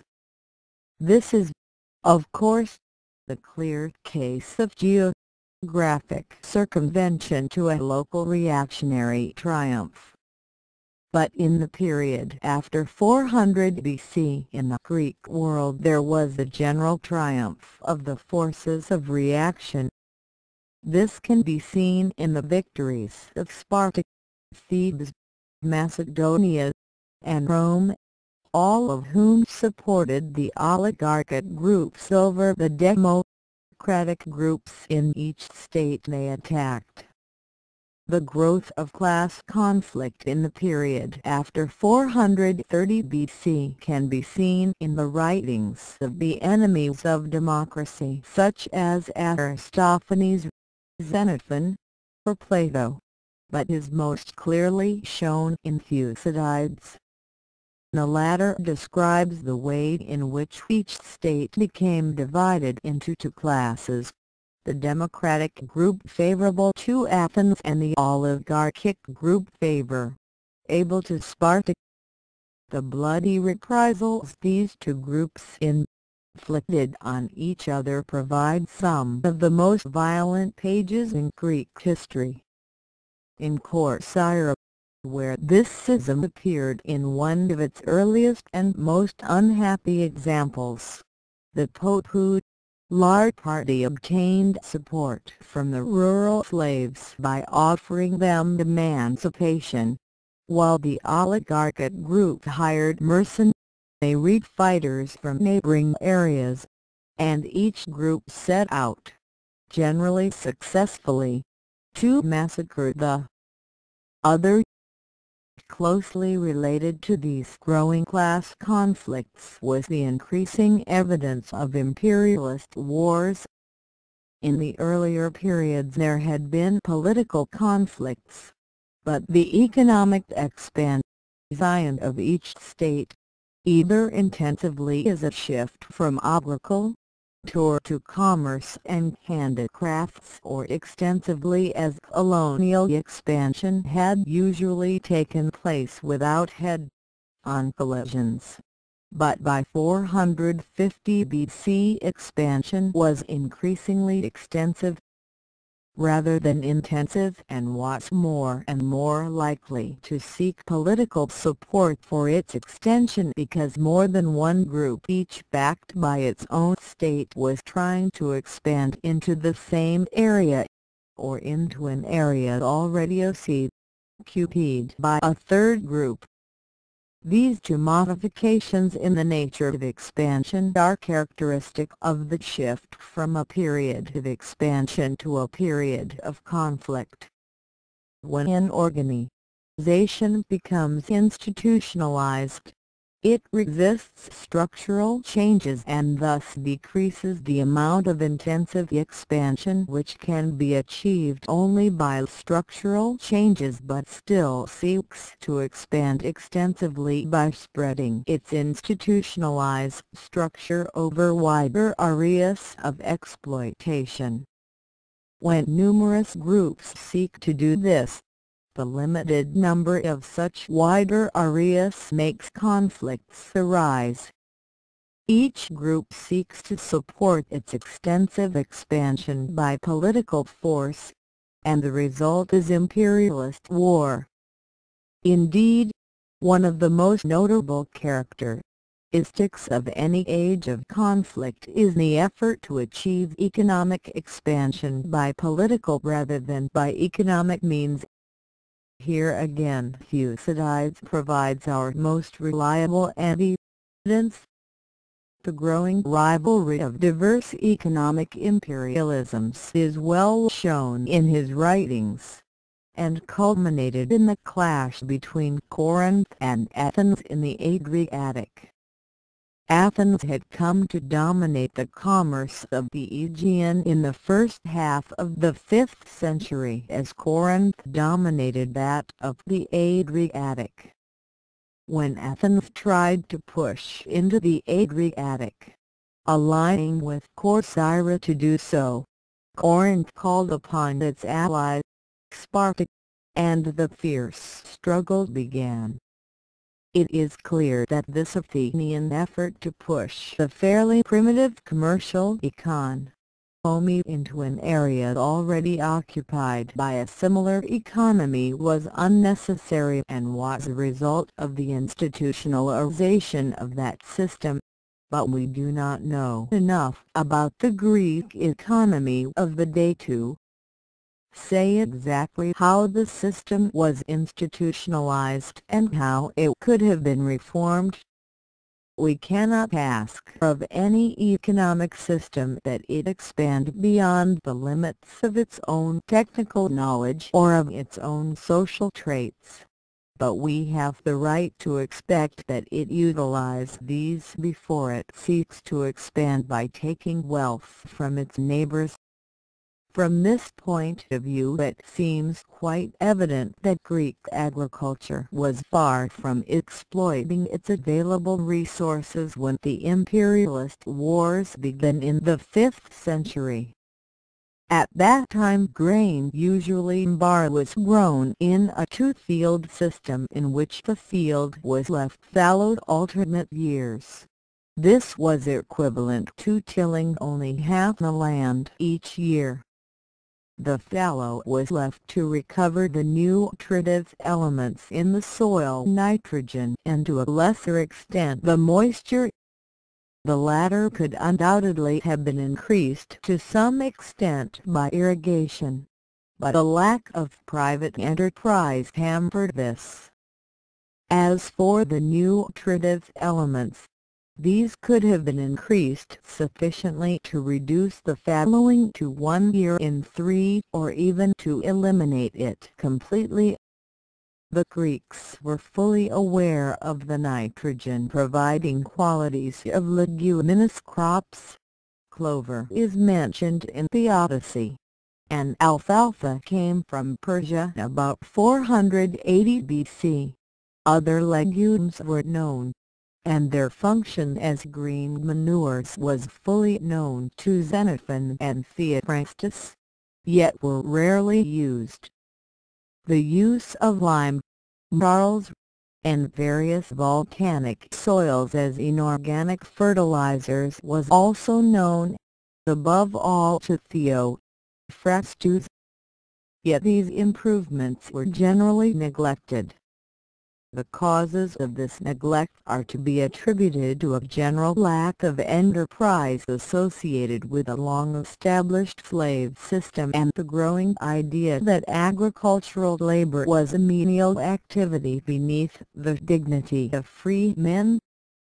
A wider use of legumes and of irrigation could have been made the basis for a more intensive use of livestock, and this, in turn, could have led to a considerable increase in the use of meat and cheese in the Greek diet.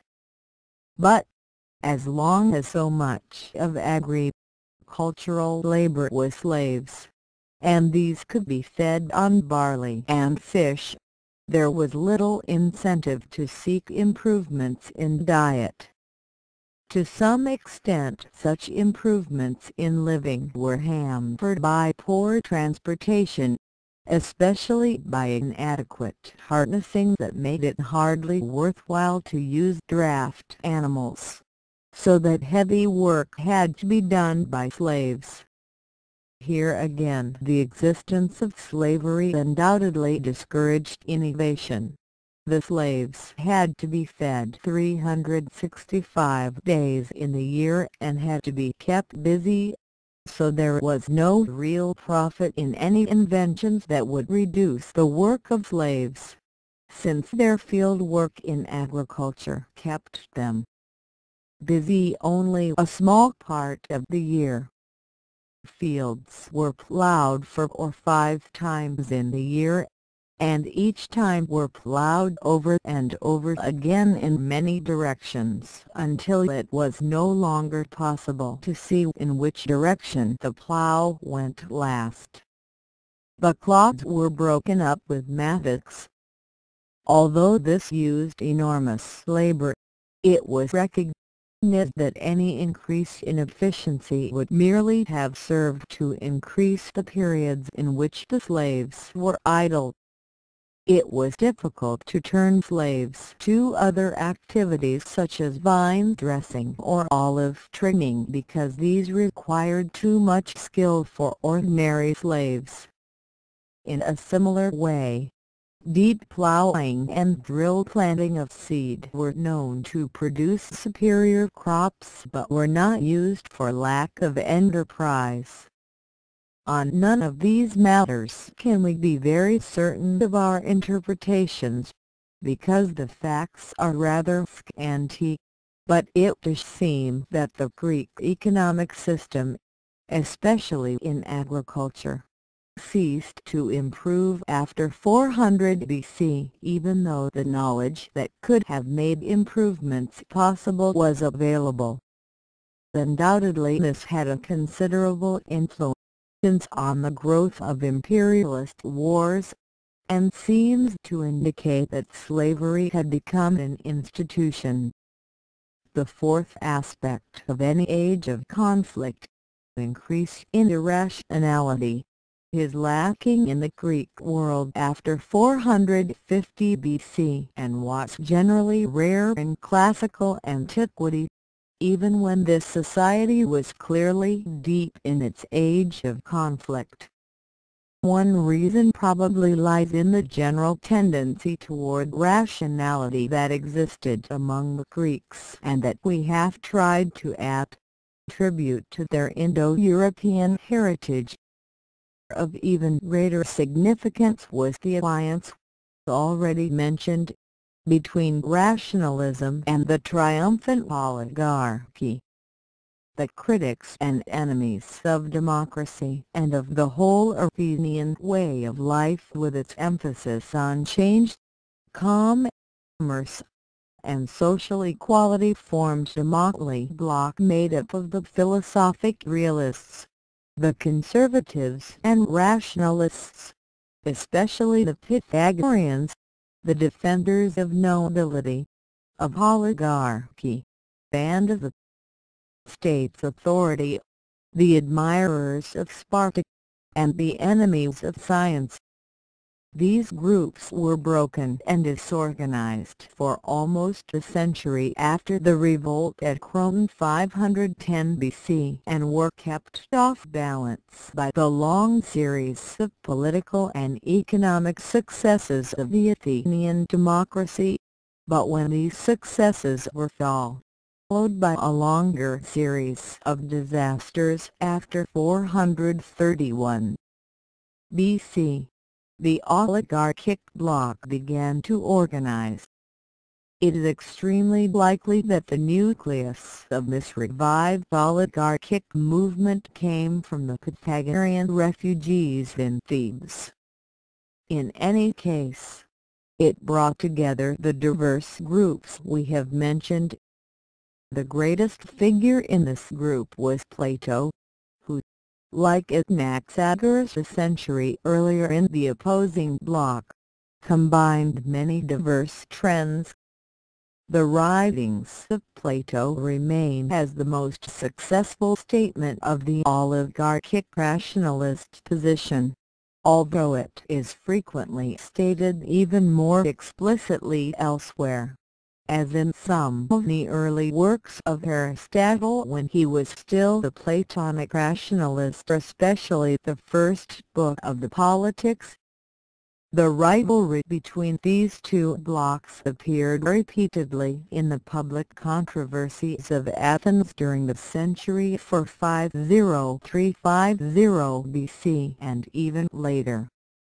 The condemnation of Anaxagoras about 450 BC was as much an event in this struggle as was the trial and conviction of Pericles in 430 BC. So also was the execution of Socrates 399 BC and Plato's reaction to this deed by founding the Academy on Endowments that continued for 914 years 385 B.C.A.D. 529. There were three basic ideas of this oligarchic group. One, that change was evil, superficial, illusory, and fundamentally impossible. Two, that all material things were misleading, illusory, distracting, and not worth seeking. And three, that all rationally demonstrable distinctions, including those in social position, especially slavery, were based on real, unchanging differences and not upon accidental or conventional distinctions.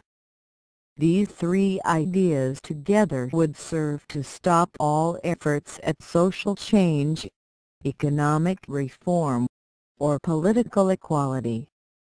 These ideas, which we might sum up under some such comprehensive term as Pythagorean rationalism, were, of course, not irrational, yet they led, ultimately, to mysticism and served the same purpose of providing an ideology for the vested interest groups that irrational thinking usually does in the age of conflict of any civilization.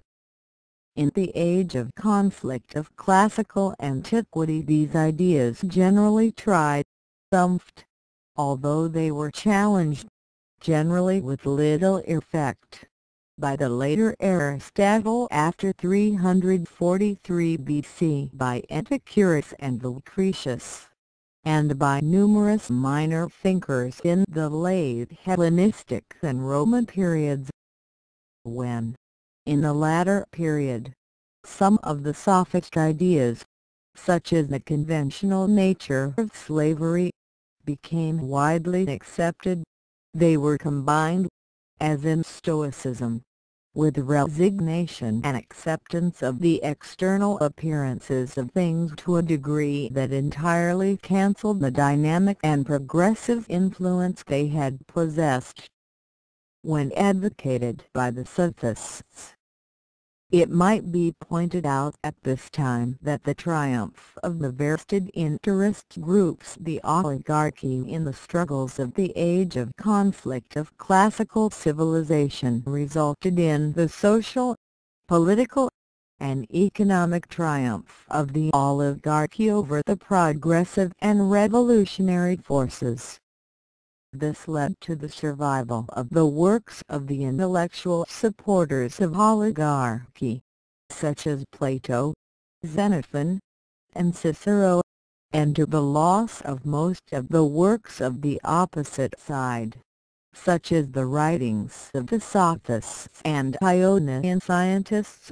The rich were willing to pay for it, making copies of works favoring their position, and would not pay for copying of opposition works. Thus we have today the writings of Pindar and Xenophon, but have lost those of Anaxagoras and Epicurus. Moreover, it should be pointed out that the oligarchic victory over the forces of progress and equality did not ensure survival to the victors in the long run, or the ending of the opposition's ideology. Quite the contrary. The military tyranny that arose as a consequence of the oligarchy's efforts to maintain slavery and social inequality by force eventually took over the control of classical society in its own name and liquidated the oligarchy and the classical culture it had maintained. In a similar way, the ideological writings of the supporters of oligarchy survived, but many of the ideas of their nominalist opponents became generally accepted. Thus individualism, the natural equality of all men, the conventional and unnatural character of slavery, and the belief that social distinctions rested on force rather than on real differences became generally accepted in the stage of universal empire, but without in any way destroying the continued existence as institutions of slavery, social inequality, law, or public authority. Of course, in the very long run, with the disappearance of these institutions, it might be argued that the ideas that challenged them won out. But this occurred only with the death of classical society as a whole. It would seem then that the period after 450 BC in the eastern Mediterranean at least had the chief, if not all, features of an age of conflict. Similarly, the following period in the eastern Mediterranean had many of the features of an age of universal empire. These latter features continued from the establishment of Macedonian supremacy in the 7th decade of the 4th century until the disruption of Alexander's empire and the growing power of Rome threw the eastern Mediterranean back into the belated age of conflict, still continuing in the western Mediterranean until 146 BC. The imperialist wars of the eastern Mediterranean's local age of conflict continued almost without interruption from the outbreak of the Peloponnesian War in 431 BC to the conquests of Alexander the Great a century later. Chief events in this period were the Spartan triumph over Athens in 404 BC. The Theban victory over Sparta in 371 BC, and the Macedonian conquest of all Greece at Chaeronea in 338 BC. The conquests of Alexander the Great during the following 15 years established a core or preliminary universal empire, and some of the features of this fifth stage in the evolution of civilization continued. In spite of the subsequent breakup of that empire among the Diadochi, the chief of these features was the creation of a far-flung commercial unity that encouraged distant trade and geographic division of labor. In a full universal empire, such as existed in the Roman Empire under the Antonines, this would have been carried on to include a single monetary system, the unified legal system, and other aspects of unified rule, and would have given rise to a period of peace and prosperity, to which we apply the term Golden Age. In Alexander's system, this Golden Age was never reached because the core empire was disrupted and its temporary beneficial effects were obliterated by the intrusion into the eastern Mediterranean of the age of conflict still going on in the western Mediterranean. The age of expansion in the western Mediterranean lasted from the 7th century to the middle of the 3rd century, and thus continued for 200 years after expansion had begun to decline in the east. It was, on the whole, somewhat different from the earlier expansion in the east, being more agricultural than commercial and more dependent on slavery. Moreover, non-indigenous peoples like the Etruscans and the Carthaginians made very considerable contributions to it. From the Etruscans, for example, came valuable contributions in regard to irrigation and drainage, while the Carthaginians developed the use of plantation slavery, especially in Sicily. Plantation slavery, which refers to the use of gangs of slaves on large estates, was always rare in Greece but became in the West the admired form of agrarian organization. It also became the mechanism by which the slave system was changed from an instrument of expansion to an institution of conflict. In the earlier period, when agrarian units were still small, they were worked by citizen soldiers, frequently helped by slaves. Hesiod in Greece about 700 BC and Cincinnatus in Italy would be examples of such farmers. The story of how Cincinnatus was summoned from his plough to be dictator of Rome when it was attacked by the Equi in 458 BC, and how he returned to his work after a victorious 16-day campaign, is significant on two counts. It shows the amateur and temporary status of Roman soldiers at this early period, and it shows that an important citizen worked in the fields himself. By 200 BC the citizen soldier and the family-sized farm were both beginning to vanish from Italy. The ravages of Hannibal in his invasion of Italy during the Second Punic War 218 to 201 BC had destroyed buildings, equipment, and livestock beyond the ability of the ordinary peasant to replace them. Moreover, these peasants had been away from their farms for years and had difficulty returning to the onerous routine of peasant life. The overseas conquests resulting from the war required a permanent standing army. This was recruited from the uprooted peasants of Italy. The farms of these displaced peasants were purchased by war profiteers or larger landlords who had made money from war contracts or war booty and were in a position to buy the ravaged Italian farms, combine them into large estates, and equip them with buildings and livestock from their wartime profits.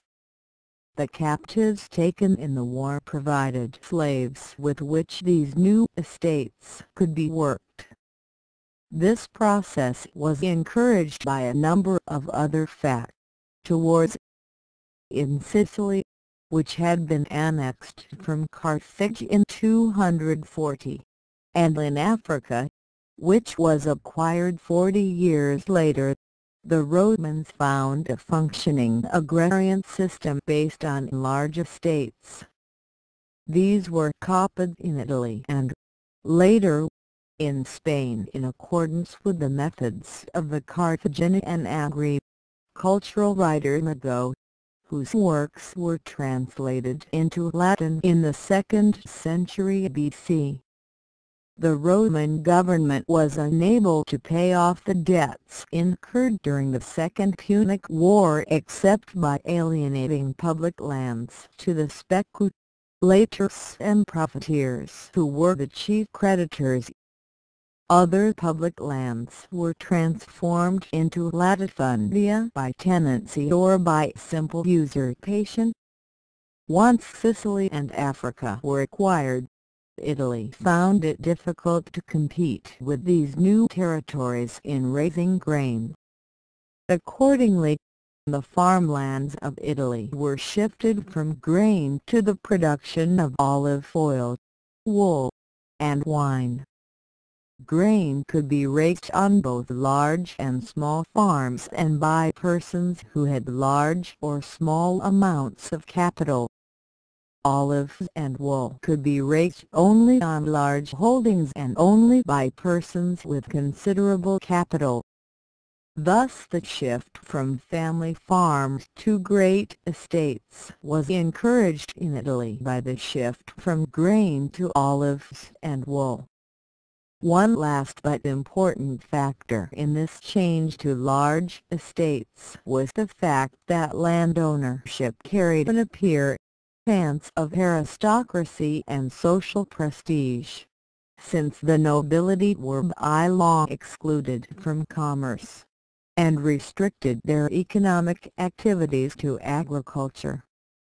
As a result, every parvenu who made money in commerce, industry, speculation, or war contracts sought to win public sanction of his rise in the social scale by acquiring a large estate. The larger, the better. In this way, many persons with no direct knowledge or interest in farming became owners of latifundia worked by slaves in charge of a steward. In consequence, there grew up a pattern of ostentatious display of landed luxury, great debts, and separation of management from ownership. This new pattern of agrarian organization created a deep demand for slaves that could hardly be satisfied. No slave system has ever been able to continue to function on the slaves provided by its own biological reproduction because the rate of human reproduction is too slow and the expense from infant mortality and years of unproductive upkeep of the young make this prohibitively expensive. This relationship is one of the basic causes of the American Civil War, and was even more significant in destroying ancient Rome. The normal method for supplying the slave needs of classical antiquity was by sales of war captives. But even this was not sufficient to meet the demand. It was, however, sufficient to make war an endemic element in Roman life. The supply of slaves had to be supplemented by other means. The Senate, which was the chief organ of government and in control of the landed rather than of the commercial classes, permitted piracy to flourish in the Mediterranean because it supplied captives to the slave marts. This continued until the middle of the 1st century BC, when the revolutionary threat from the discontented to break up the latifundia forced the owners of these estates to seek support from the commercial groups by wiping out piracy that preyed on commerce. The ease with which piracy was suppressed by Pompey in 67 BC is evidence of the lack of effort made in this task earlier. The supply of slaves was also increased by systematic plundering of the Roman provinces and the territories of allied states. Cicero tells us that each provincial governor had to return after his brief rule with 3 fortunes piaseux, elated from the province. One went to pay the bribes that had obtained his appointment. A second went to obtain acquittal from the charges brought against him on his return, and the third was for himself. A similar behavior was found among lesser provincial officials, especially the tax collectors, who often left an area ruined and depopulated. The allied territories were not treated much better than provinces. About 104 BC, Marius called upon the allied king Nicomedes of Bithynia to provide auxiliary troops for services against the Cimbres. The king replied that he was unable to do so because of the depopulation of his country by the slave raiding of Roman officials. When this message reached Rome, the Senate ordered that enslaved freeborn citizens of Roman allies who were being held in Roman provinces should be freed. But after 800 were freed in Sicily within a few days, the landlords were able to exercise sufficient political pressure to stop execution of the decree. As a consequence of such methods, the number of slaves increased greatly in the period of the late Republic, and the danger of slave revolts increased accordingly. William L. Westerman and Anne Frank agree that at least 250,000 war captives were enslaved in the first 50 years of the 2nd century BC. Livy tells us that 70,000 slaves participated in the Sicilian slave revolt of 135 BC. 20,000 were armed by the rebels in the social war in 90 BC, while Spartacus, who refused help from many, led 120,000 against the city in 72 BC. In 37 BC, Octavius Caesar trained 20,000 slaves obtained from his supporters to be oarsmen in his struggle with Sextus Pompeius, and, after his victory, he restored to their owners 30,000 slaves who had been served with his defeated opponent. This great increase in the number of slaves after 250 BC did not reflect any increase in their productive use.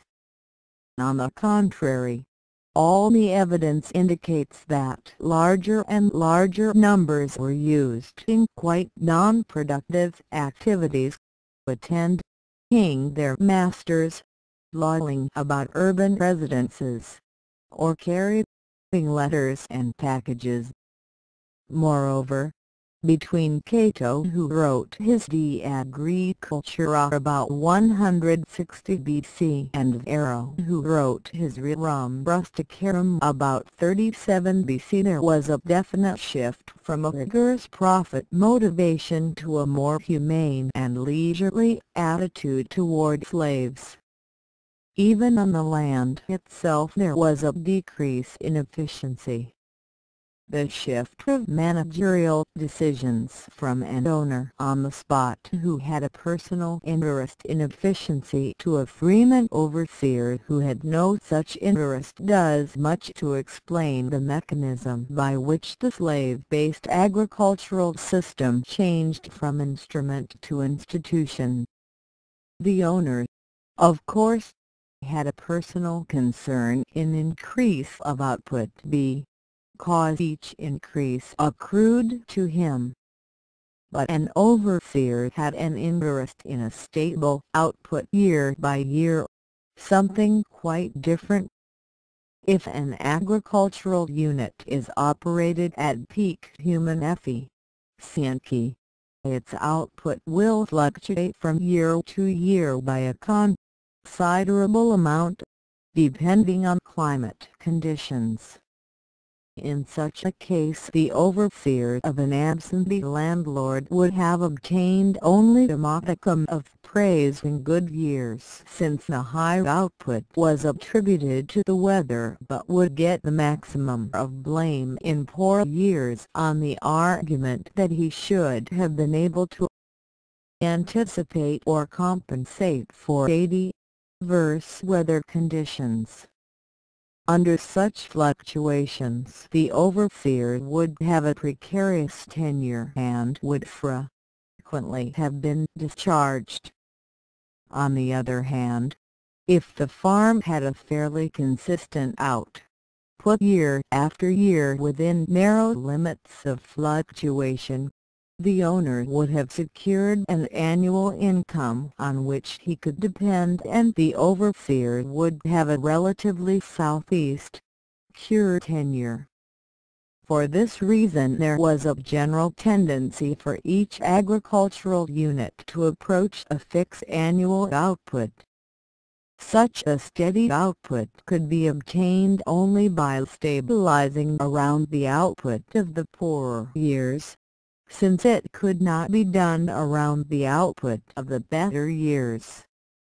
This means that the overseer drove his slaves hard if the year's output seemed likely to fall below his preset annual output figure, but relaxed discipline whenever it became clear that the year's output was likely to exceed the same preset annual output goal.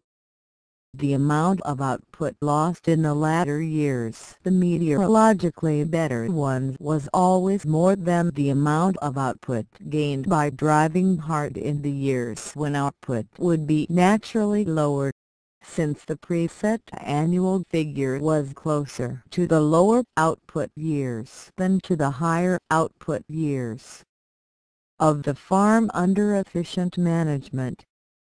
The net result of all this was a reduction and stabilization of output on large estates of absentee owners. As the number of such estates increased, the output of the whole economy suffered. This reduction of output for the system as a whole probably did not occur until after the time of Augustus or even later, and was concealed for a long time by the fact that the Roman political system was expanding geographically over larger and larger areas and thus obtaining control of larger and larger absolute amounts of agricultural produce, even when the economic system as a whole was not producing more each year but less. It is, however, very likely that the Mediterranean economic system as a whole reached its highest rate of expansion before 300 BC and was operating at a decreasing rate of expansion by 250 BC. From 200 BC to AD 200 its absolute output increased only slightly, and by the latter date economic decline in absolute output had begun. Accordingly, The age of conflict for the Western Mediterranean began by 250 BC, and the period of decay for the whole civilization began about AD 200. The universal empire of classical civilization was achieved with the establishment of the political supremacy of Rome throughout the Mediterranean in 146 BC. The rise of Rome had little to do with the age of expansion. Rome began as an Etruscan bridgehead on the south bank of the Tiber at a place where several hills on that bank made it possible to defend a fort that crossed the river by way of an island. Thus, from its earliest origin, the Roman organization was militarized. Its political expansion, coinciding with the decline of the Etruscans, was dominated by military considerations. By 250 BC, when the shift from an age of expansion to an age of conflict gave an increased role to any militarized system, Rome was ready to play that role. Until that moment, the usual features of an age of expansion were obvious: increased production, increased population, increased geographic area for classical culture as a whole, and increased knowledge. Of the lesser attributes of this period, democracy is manifest, although science is less so. After 250 BC, the attributes of an age of conflict became clear: class conflict, imperialist wars, irrationality, and declining democracy. All these acted and reacted on the agrarian slave system, increasing the number of slaves and the size of estates. This monopolization of the land led to a depopulation of the Italian countryside. Many peasants decided that they could live on the dole in Rome easier than they could win a living from the soil. As Seneca wrote about AD 50, country districts which were once the plough lands of whole villages are now worked by a single band of slaves, and the power of stewards is wider than the realms of kings. He also wrote, great troops of slaves whom their owner does not know by sight, and the slave prisons echoing to the sound of the lash have no attraction for me. Elsewhere the situation was even worse. Pliny tells us that in the time of Nero AD 54 to 68, 6 men held half the province of Africa. Conditions became worse after 50 BC when Italy's industry, which had previously produced metal products and tasteless pottery for export, was unable to compete successfully with the industrial activity of the provinces, especially Gaul. One cause of this may be found in the fact that the craftsmen of Italy were mostly slaves, while those of Gaul were largely free. As a result of this, commerce, which had been flourishing under the Republic, began to decrease under the Empire, the imperial trade being replaced to a considerable extent by local and provincial commerce, except for the trade in luxury goods and in grain. The latter continued to pour into Italy from the provinces, especially from Egypt, which was also the source of papyrus. Under the Republic, Italy still paid for these imports by metal goods, breadware, pottery, and other products. But under the Empire, Italian exports decreased in importance, and imports had to be paid for in gold or silver.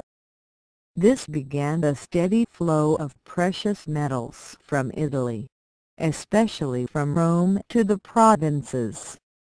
These metals had to be brought back by new conquests extending the frontiers and by ransacking of the provinces by the provincial governors and armies.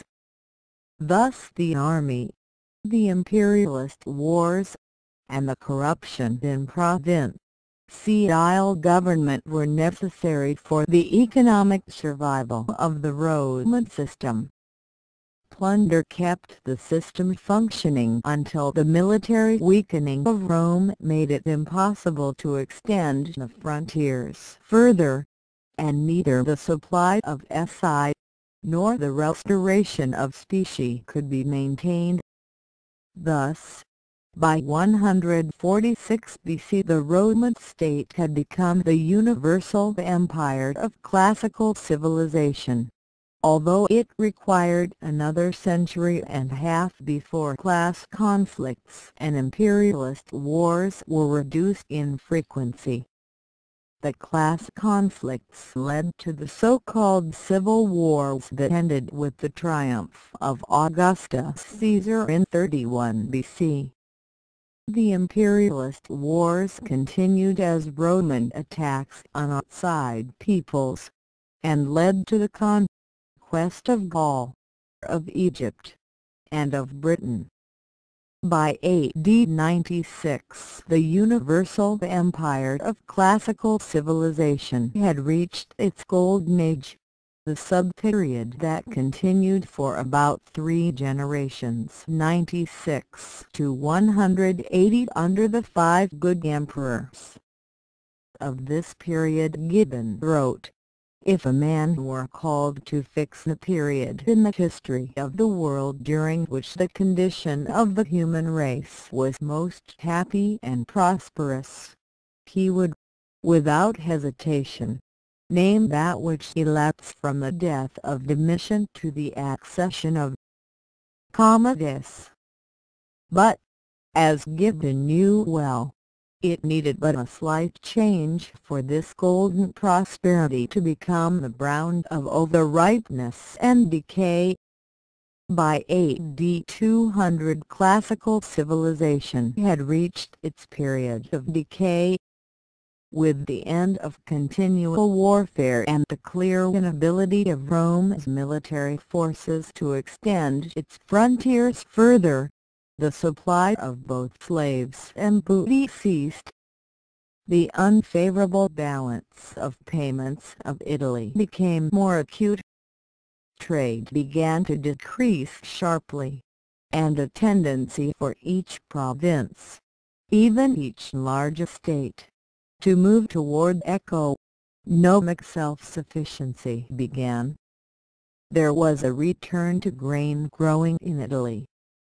Craft activities began to move from the towns to the estates. The towns themselves ceased to grow, and later declined. The decreasing supply of slaves and the exodus of free persons from the town to the countryside gradually brought about an agrarian reorganization in which the landlords began to work their estates with tenants, requiring payment in kind and labor services on their own holdings as part of the rent. These tenants were called coloni. Efforts to overcome the chronic economic depression by government action led to a much enlarged governmental bureaucracy and to an increased tax burden.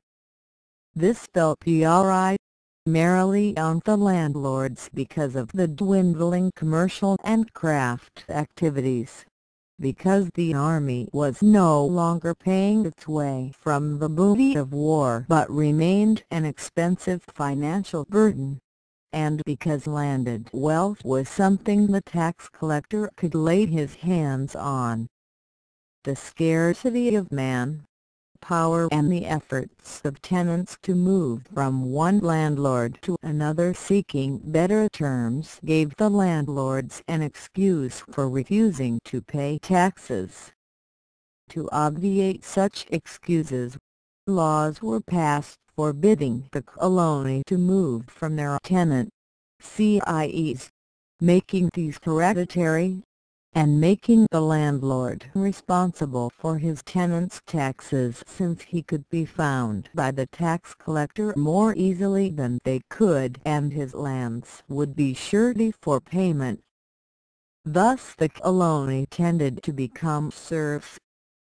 In time they tended to look to the landlord for protection and for settlement of their disputes. At the same time, as the government became weaker and more remote, the free villagers, or vici, also began to look toward powerful local landlords for these same services of protection and justice. The government passed laws to prevent this growing system of patronage, but without stopping it. The decline of slavery led to decreased accumulation of capital, but investment, as we have seen, had declined earlier and more rapidly. The vital issue was no longer expansion but survival. The political disorders of the 3rd century can be measured by one fact. In 16 years 46 emperors or would-be emperors met death by violence. Such disorders, intensified in the 4th and following centuries by the barbarian migrations, led to a flight from the towns to the country.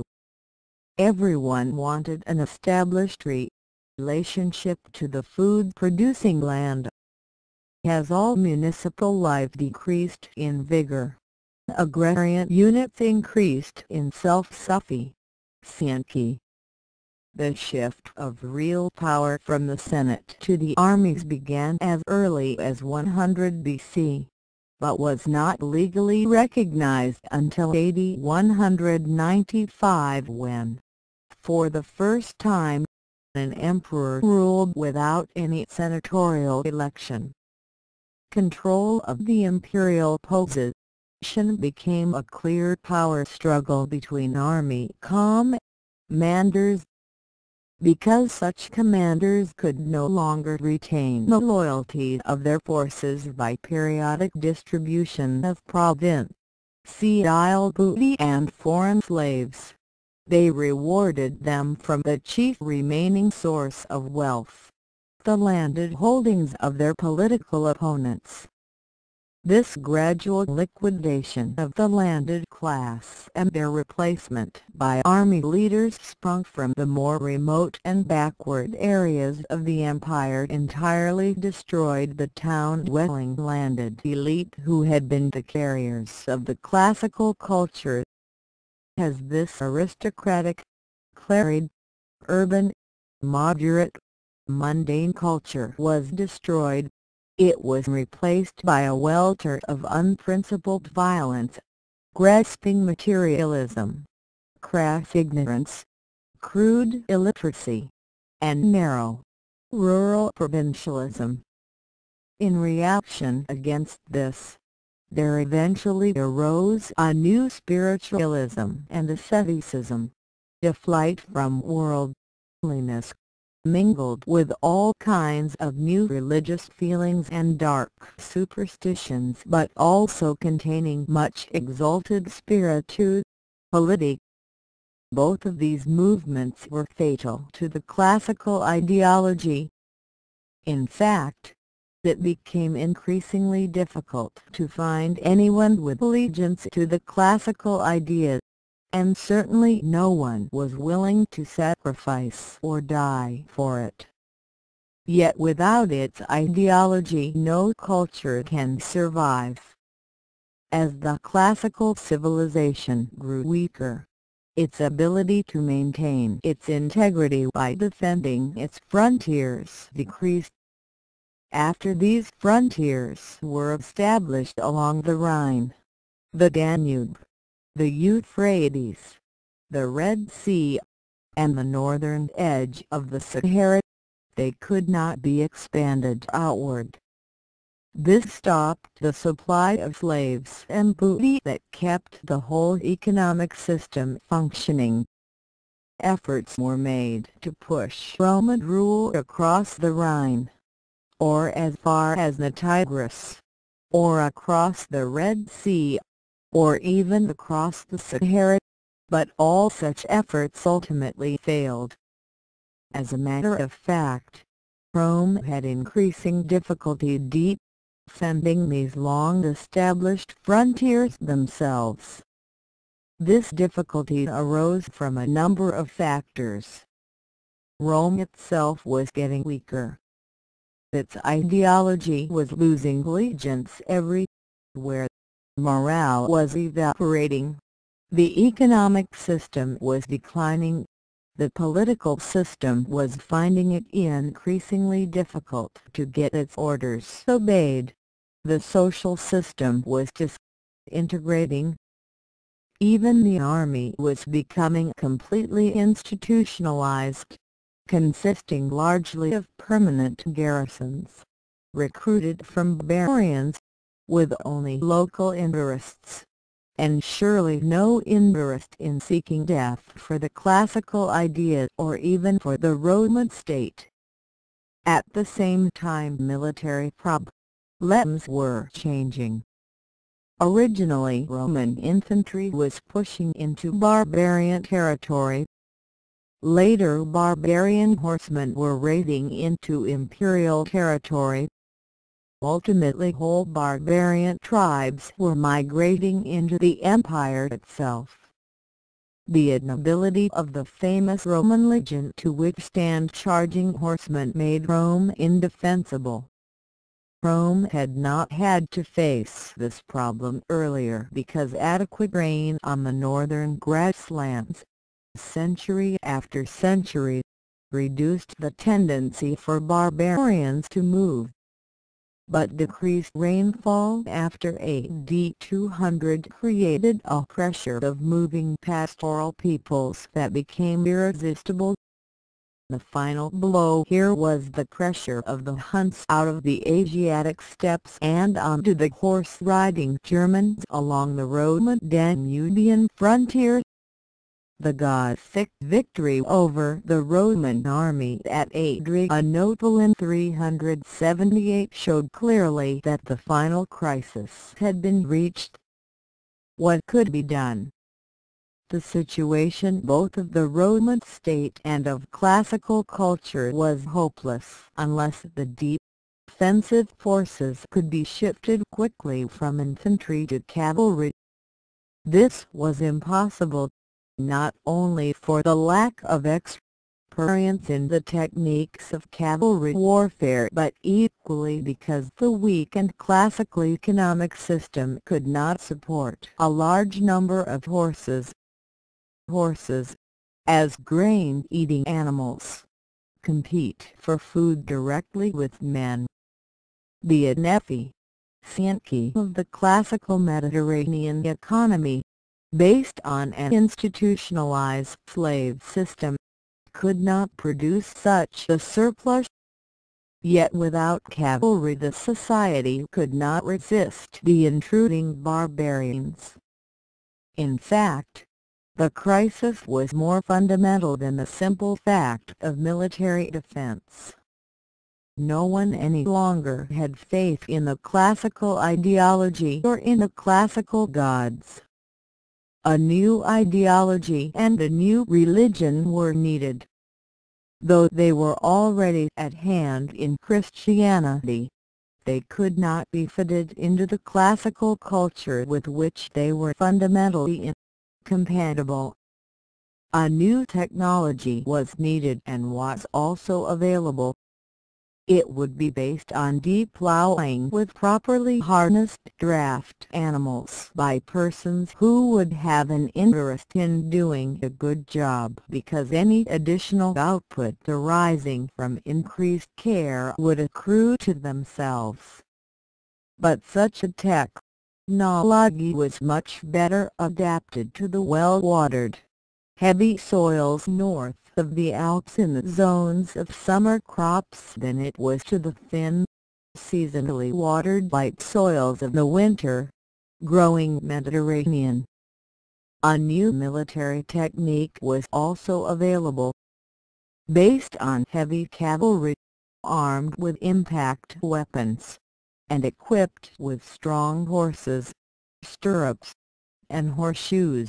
This technique was extremely expensive in terms of grain consumption, so that one fighting man had to be supported by 100 or more tillers of the soil.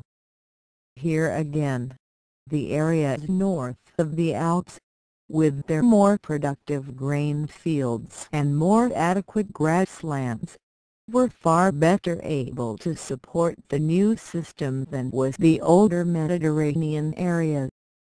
The bringing together to form a single culture of these various techniques for satisfying man's basic needs required a new society.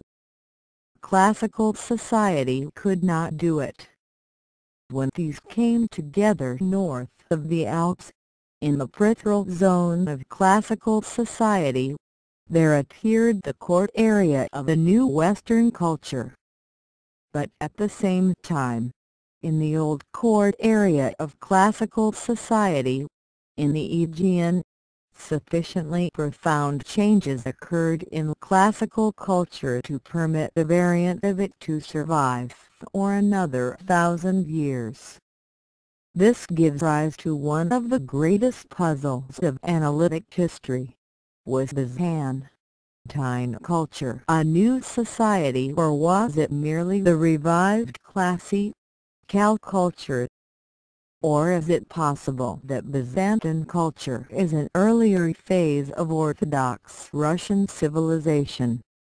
In view of the fact that Byzantine culture had a different religion, ideology, social organization, military and economic technology, and almost certainly a different organization of expansion, it seems difficult to regard it as simply a reformed classical culture. Its relative continuity in politics and law is not that significant. On the other hand, it hardly seems feasible to regard Byzantium as a wholly new civilization. Its brief life of about 1,000 years would make it a rival with Hittite society for the position of the shortest-lived of all civilizations. Whatever decision is made in this difficult problem is bound to be unsatisfactory from many points of view, just as a mass of quartz at the junction of two or more crystals cannot be attributed to one or another with any assurance. On the other hand, the fissure in the West between classical culture and Western civilization is quite clear.